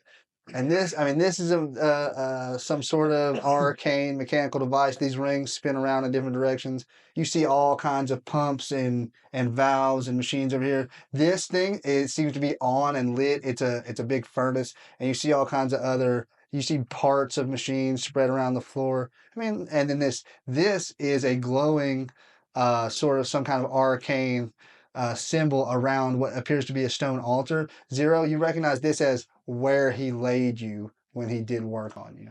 And then I throw 2 daggers at the gnome. Do it. A 20 and a 27. 20 total? Yeah. Yes. 27 hits. Oh, you dokey. Yeah, so I get sneaked, you know. Yeah. 17 points of damage. Nice. Your dagger hits and goes through into some of the machines and like does some damage internally before disappearing. Okay, is that your turn, Garshon? Yep. Your turn, Elendar. I'm gonna firebolt them. Nice. Roll your attack.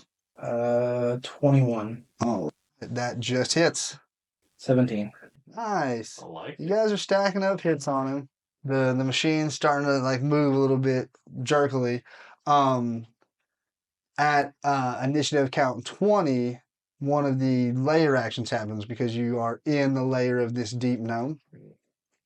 He uses the arm that the cannon, the arcane cannon's attached to, and he reaches over and pulls a lever, and you hear the machinery on the device up above rotating around. Uh-oh. And then it focuses what light does come from the moon. That even though the sun, some stars it still reflects light. There's still light coming from the moon. It magnifies, super heat and magnifies it, and it through the lens above is spread out. So everyone that's in the room, he has built-in ways to not take the damage from it. But everybody else in the room needs to make a Constitution saving throw. Circle of the Moon Druid, I think I'm having. You wish. Yeah, it's a tower. It's I take no damage. Yeah. I'm a part of the moon. I like to hear those kinds of arguments, but I don't 27. care.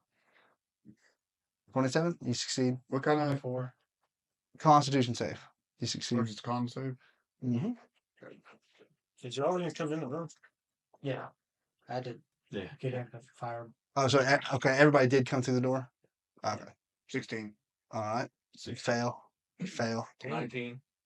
Succeed. 10. And fail. So everybody who failed takes 16 points of radiant damage and is blinded. Ooh. Uh-oh, Rose. Everybody who succeeded takes 8. Oh. What if you already have resistance to radiant damage? You take half. So So I'll you take take half. 4. That's not See, 4. yeah. All right. That hurt.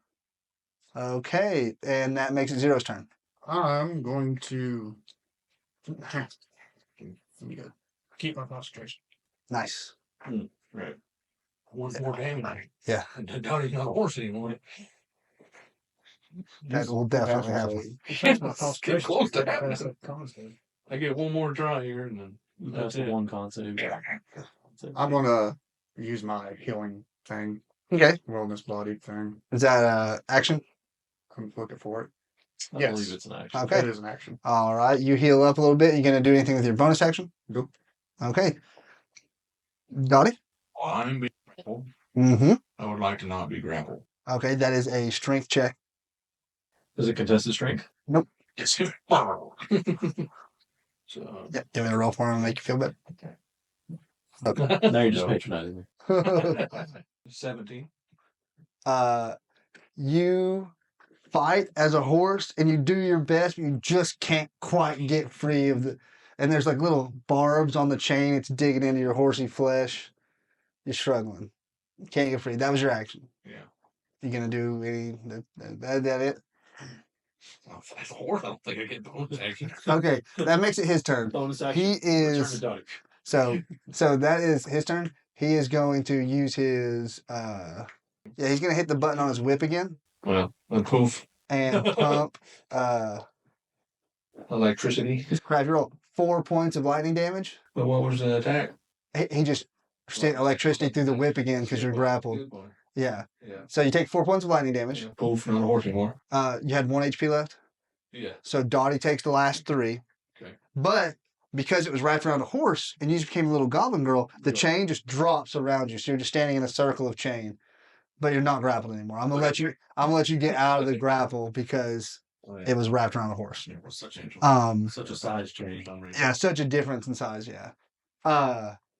Then he is going to attempt to polymorph Mordecai. Huh? What? Into a skunk. That's hilarious. Roll a wisdom save, Mordecai. I'm actually still not good at those, so it doesn't really matter. I'm actually, no, it's trash. Yeah, no. Roll a 2. Okay, so Mordecai, your fire-breathing, scimitar-wielding, intimidation ranger, into a cute little skunk who you failed to save, so you're a blind skunk. Oh. In the back, you. All right, which makes it your turn. What are you going to do as a blind skunk? Skunk in a random direction on polymorph. Not an option. How do you break a polymorph? You either take damage or you make him break concentration. Probably actual him, not mech him. Yeah, he chose to use his own action instead of the mech's action that turn. I'm making him choose either or. I'm not letting him do both. Stat block for a skunk, so I don't even know if they can do anything at all. You have 1 HP. Bite. Just pick another small creature. There's nothing I can do as a small creature. So I mean, I'll give you a stink attack. It won't really do anything. Exactly. You also can't see, so who knows who you're shooting. You're a blind skunk. What are you doing? You're the guy You're that you're just gonna wait? yeah, there's nothing I can do. Okay. I wonder what a skunk's intelligence is. Not high. No. Okay. Mordecai spends his turn trying to figure out what the hell is going on. He's having a crisis of identity. Yeah. No one, what are you doing? Wait. So I will use my bonus action since I have him hexed. I'm going to use Maddening Hex. All right.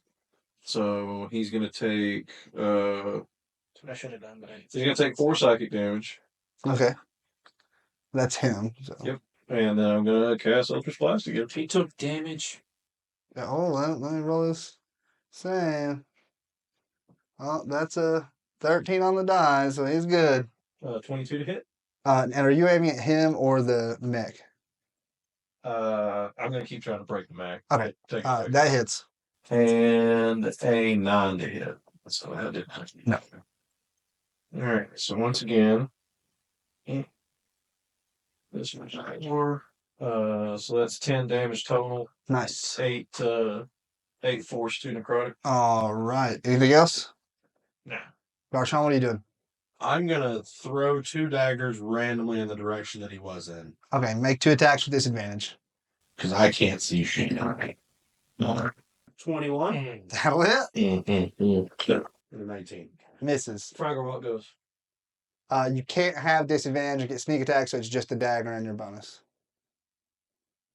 Man. I know. I'm sorry, bro. Why do you hate me? It's Gary Gygax's fault. How much time you got? 8. Nice. Took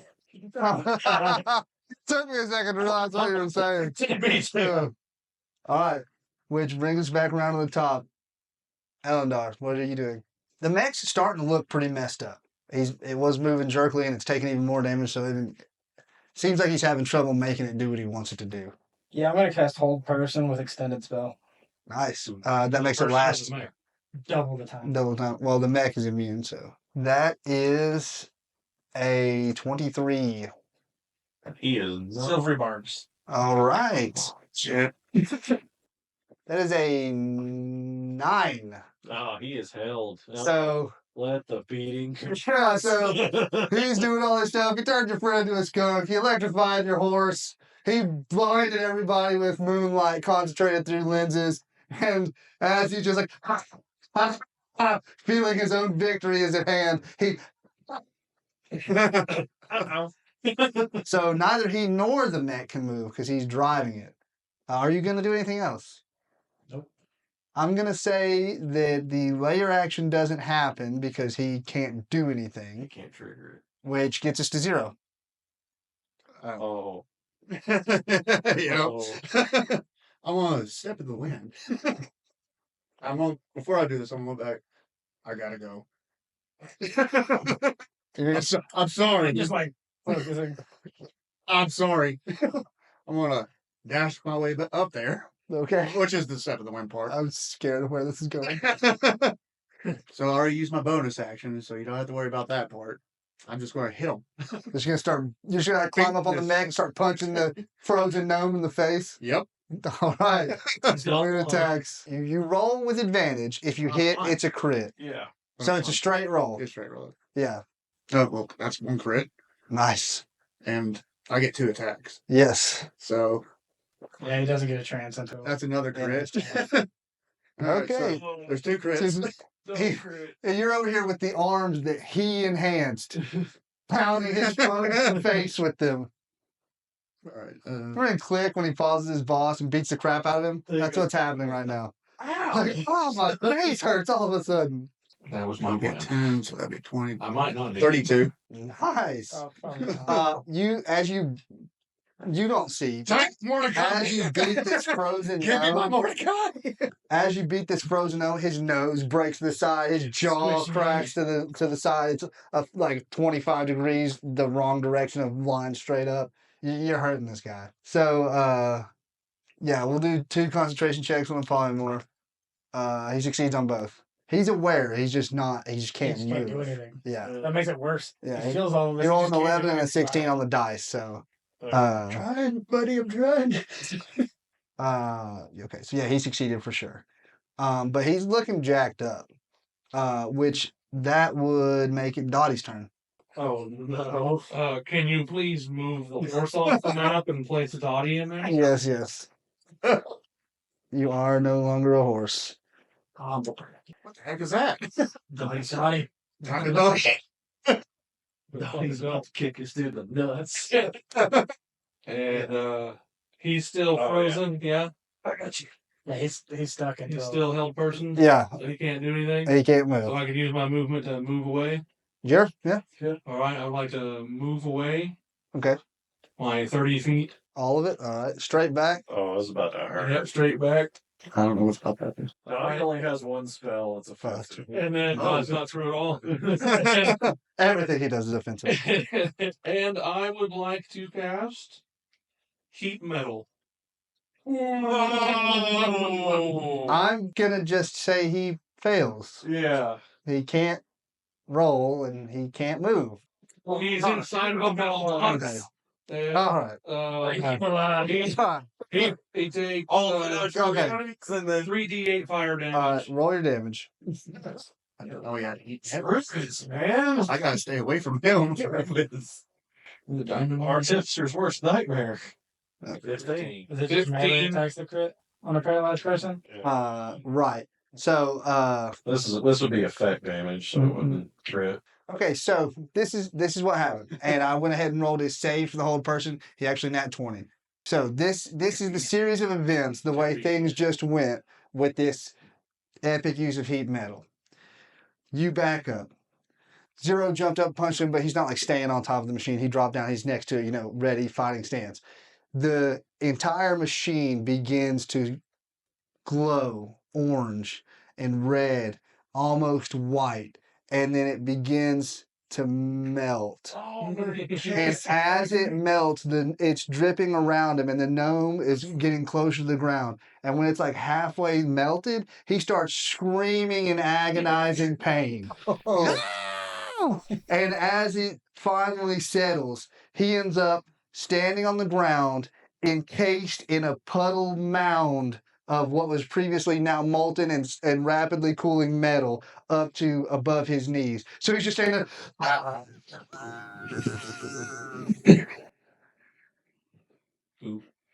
I'm going to say that he lost his concentration on polymorph.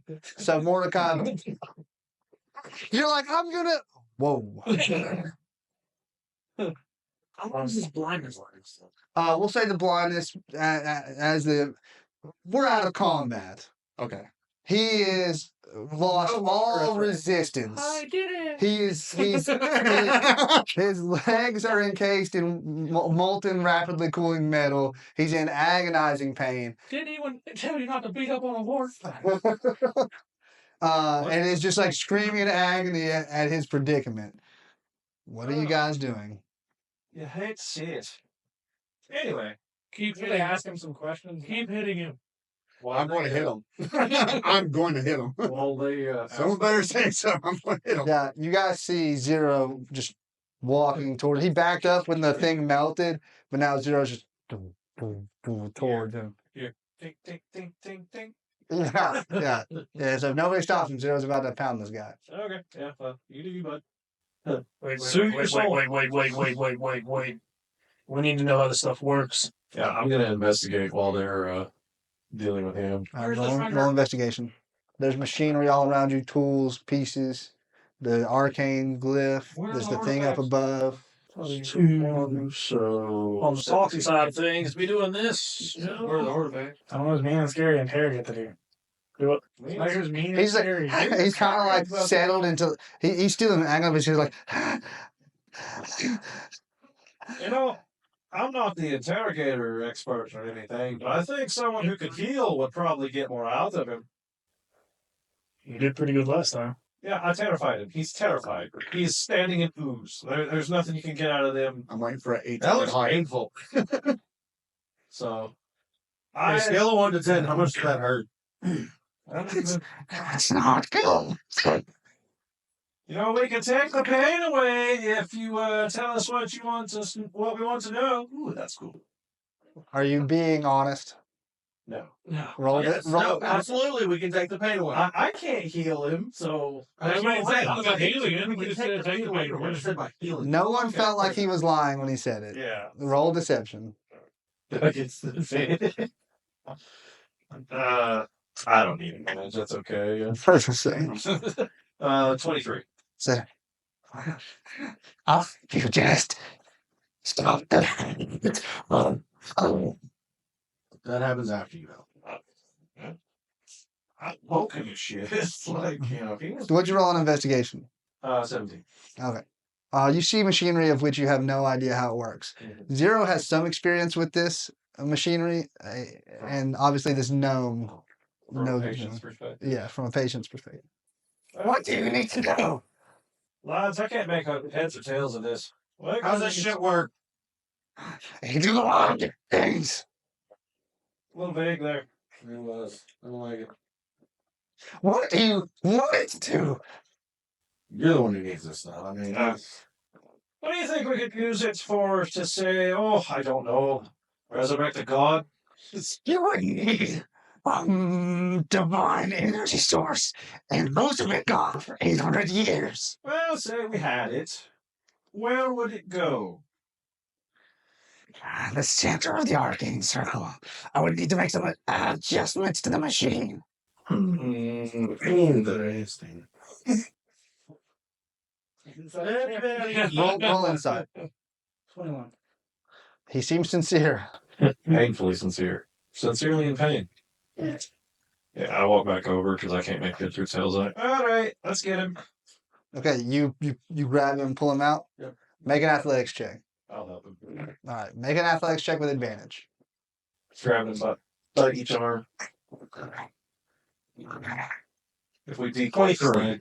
Okay, so you grab him, you guys grab him, and you start pulling, and he's like, and it's resistance, then he comes loose. His legs are missing from the knee down. Ooh. So he's bleeding rapidly, and if something's not done, he will fall unconscious. Keep him alive. All right, roll your healing on him. As you say the arcane words, and he recognizes it, he's like, screaming, and then the stumps, at least of his legs, heal enough to stop the bleeding. So now you're holding the top 3/4 of an evil gnome scientist. What are you doing with him? You got free Yes, the scenario, you're a very evil backpack. All right. Bring me over there. Oh, yes. Make sure. Yes, I know that. All right. Make sure it doesn't get to another mic. Yeah. I don't think even Well, at this point, I'm gonna hit him. you need pedals. We're in mid conversation. Like, they just put him out and walk him around. I'm gonna hit him.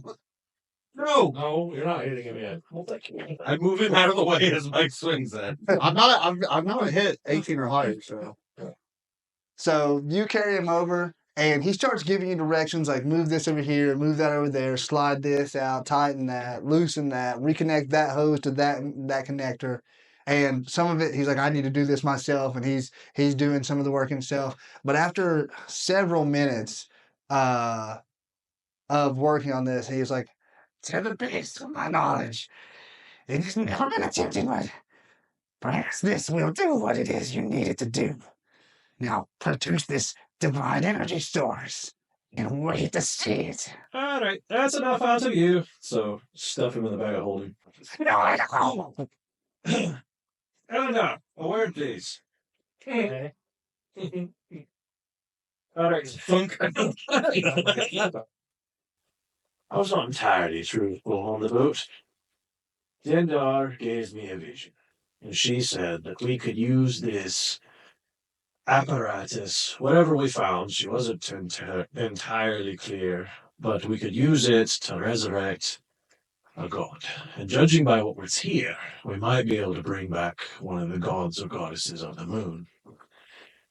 That would definitely put things in our favor. But I can't do it. It'd be up to you. So, I don't know what's going to go into this. I don't know what the risks are. The only one who could tell us is currently fumbling around in that bag, and I don't know if I'd entirely believe his words at this point. But everyone before us has taken a risk and paid a price. Horvath's boys died to get us to curse. My village died protecting you. Asgra died testing traps to make sure that you could get through it. Today might be the day that you've got to give something. So, I won't force you, but this is what we've been leading up to do. Am I getting any sense from Shmuel? roll either wisdom, straight wisdom, or a religion check. It's up to you.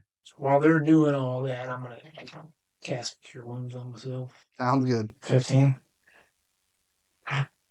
As you kind of like calm your mind and like reach out for Shmuel, you get the sense that he's like, I think this is what we need to do. Also, can you pull the guy out of the bag? Just put him back in? No. Oh, okay.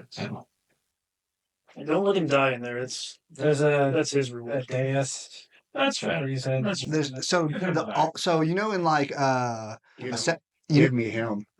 He could be his backpack. You know in like Assassin's Creed how there's like that table. So in like the third or fourth Assassin's Creed, they go to like an ancient temple and it's like almost the same thing, but it's like made of stone. That's basically what it is. It's like that animus bed but made of stone. That's what's in the middle of the altar. That's what's in the middle of that arcane circle. All right, let's do this. All right, you go over and there and lay down on it. all right. He didn't tell you how to activate it before you stuffed him in the bag. I walk back out of the room, pull his head out, and go, "How the fuck do you activate that?" The that I used earlier has been reworked, activated. All right. I'll go over to the lever. Like, that's one right here. Like, asking that one. That's it. All right, you understand? If this doesn't go well and my friend takes a dive, I won't kill you. And I want you to understand that's a threat. I'm quite brilliant.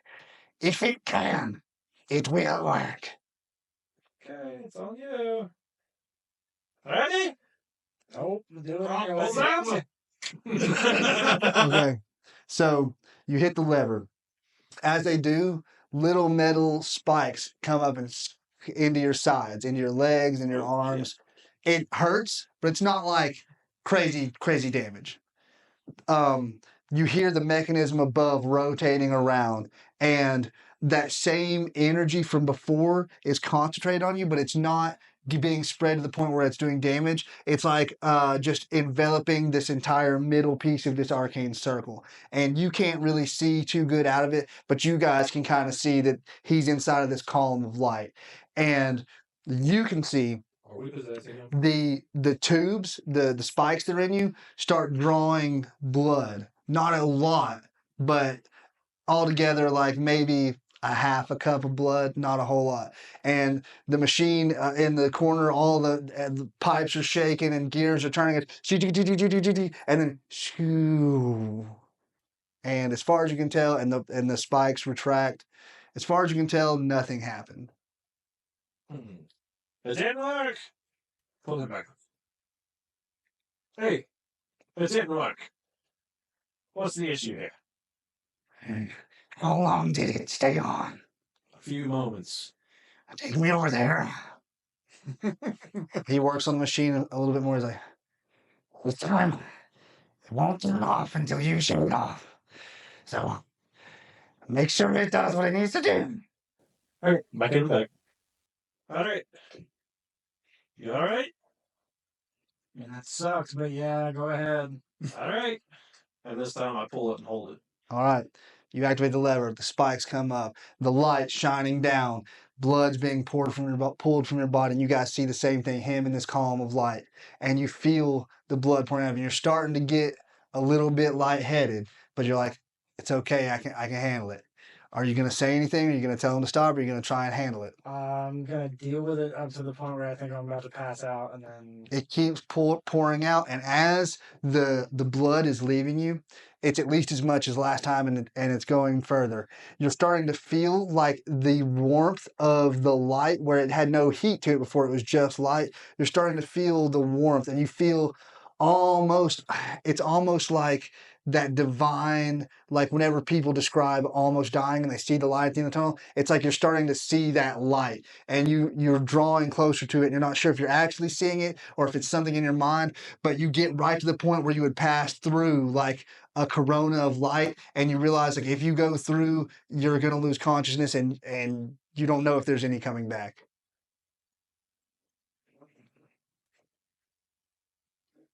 You guys, as you're doing it and the machine's vibrating and the light shining down, you guys see this one mote of incredibly bright, silvery white, like moonlight energy coming down through the column of light, and it's almost about to touch Elendar.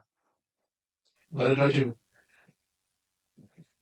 I'm gonna say before I pass out, Smell, I hope this works. All right. Just let it go. You get the sense, you all get the sense. If you don't stop it, Elendar may not survive.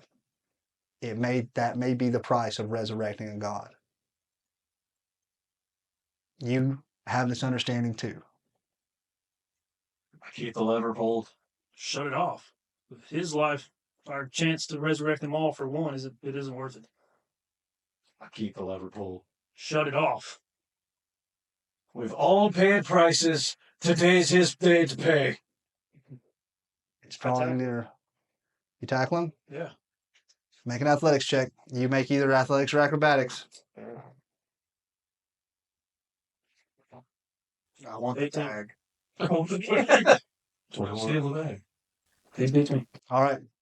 So you run over and you go to tackle no one, and he like dodges out of the way, and you kind of stop and turn back, and instead of trying to tackle no one, you grab the lever and start trying to wrestle the lever back out of position. And as you move it a couple inches, and it's like back and forth to 95% to whole, the light starts to flicker, and that divine mote that was coming down is kind of holding in place. It's not getting any closer or any further away. Go ahead and roll contested athletics checks. Damn it. 17. 14. So you guys are fighting over it, and you're like elbowing and pushing, and you're like, you're saying whatever you're saying, and he's saying, stop. His life isn't worth it. We don't even know if this is if it's doing what. We've already gotten this far. If we interrupt it and he dies anyway, it'll be for nothing. Mordecai's able to get the lever back far enough so that the light is very dim and the moat now starts to move away from Elendar. Elendar, you fall unconscious. The pain, the loss of blood. You guys going to continue to fight over the lever? Mm-hmm. Make one more contested athletics check. I transfer the hex. Oh, fuck, he's gonna do it. No. Crap, screw it. Bonus action, hex, hit him, strength. Oh. Oh. All right, for Did I this. feel that? So, Does he feel that? so this is what I'll say. You have to know. Does hex have somatic components? Because if you have to take your hands off to cast a spell, Mordecai is going to get to do what he wants with the lever. And I'm going to hit him. Okay, so It doesn't take. It doesn't. No, it's vocal, somatic, and material. Okay, so are you going to do it? No. sir, can I interject? What are you doing I cast entangle on them. on both of them? Well, the area they're in is the area, Okay, and that means they can't move. all right. Mm. They can't. Whatever stays down, and Well- it happens. Well, they can't We can't move away. move around. Their arms and stuff are still free. So you're trying to. Entangle kills me at them. Terrain, right? Yeah, you're trying to get the lever Doesn't affect. attached. You're a piece of shit then. So I love That was my plan. No, I love it. You cast entangle, and plants, vines start growing up all around everything. Don't care. Are you? You're not going to cast hex. You're going to try and hold the lever. No, I gotta keep it down. Okay, so last athletics check is It's Mordecai. a bonus action. So can But I? you still have to take your hands off to do it. Well, So- if you're only holding with one hand, Mordecai's going to do it. Well, what I'm saying is, can I cast it and then fight it? He's going to, because he already succeeded once, he's got it like halfway shut off already. If you take one hand off long enough to do it, you're going to lose it. So if Mordecai wins, this will be the last athletics check. He's gonna shut it down. You roll with disadvantage because of the entangle. You roll a straight roll. He's tangled too.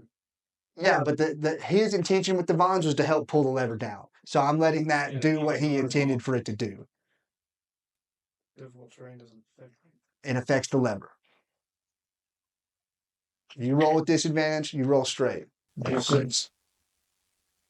19. So you're able to pull the lever back. It's like a 2 out of 3 situation. You get the thing going again, and the moat starts moving back down again. You guys are still wrestling over it. Roll again. Taking a deep breath and I breathe fire in your face as I pull the lever. Okay, what's the save on that? 15.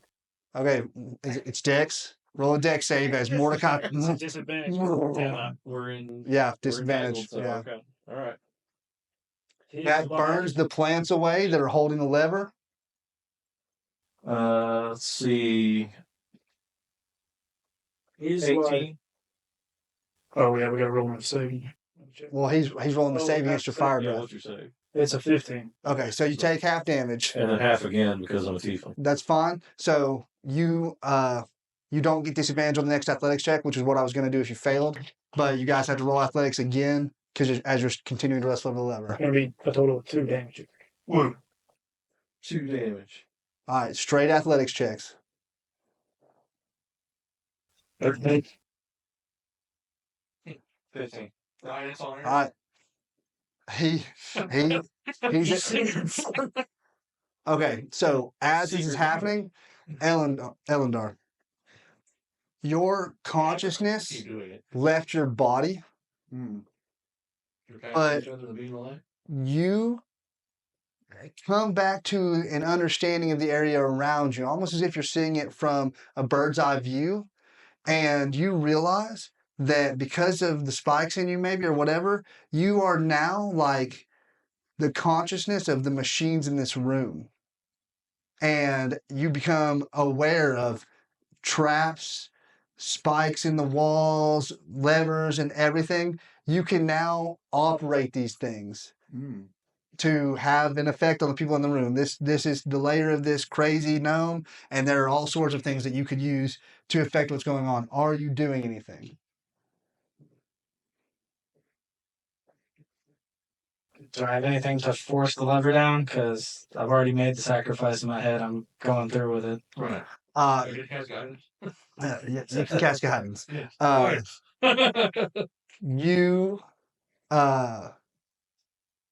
You can use a like a little spike, hidden spike to attack Mordecai, which would hamper his ability and make it so that he'll have trouble fighting. Oh, So he doesn't have control of the lever. He doesn't control the lever itself.